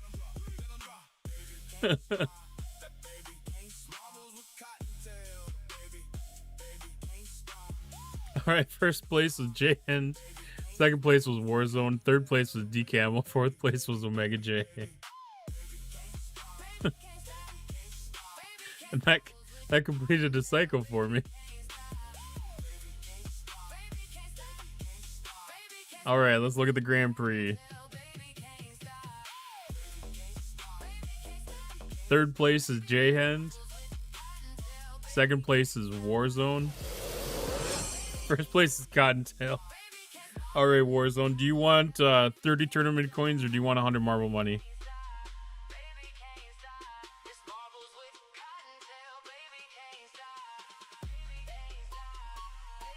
Fucking rigged.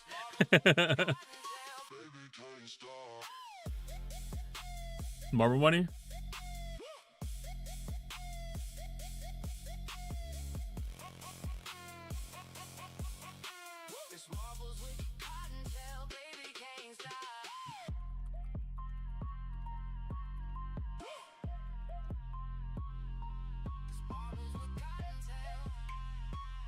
All right, let's get that sent over right now.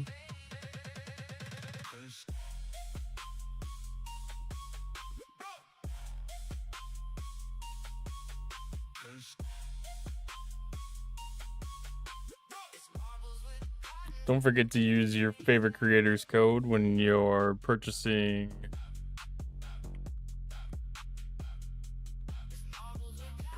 your packs on the store if you wish to.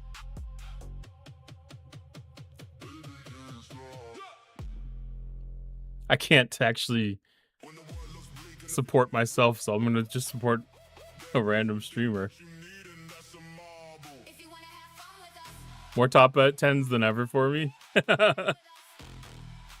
That's a good thing. That's a good thing. Cool. Well, thank you, everybody. I appreciate the time tonight. And then I think we're going to go right out to...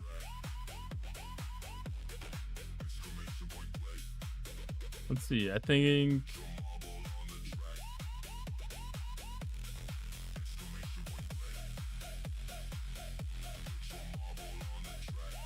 I saw MJ was up. Yeah. Let's go right out to MJ.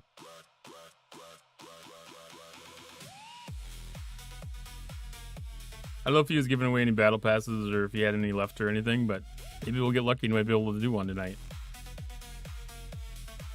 Always fun to bug MJ. Hell yeah. All right, once again, thank everybody for joining tonight. Thank you for the biddies. Thank you for the new follows. Thank you for the amazing raids. Hope everybody had a fantastic weekend. And tomorrow, I'll be live streaming again around 8 o'clock Eastern. Go through whatever events that we have and kind of talk about the continuation of the new arc. And hopefully hear some good things about some of the 4-star territory takeovers. Hopefully that'll actually happen, because it looks like there might be some issues with some of the resources needed for it, but hopefully there'll be some great lessons learned.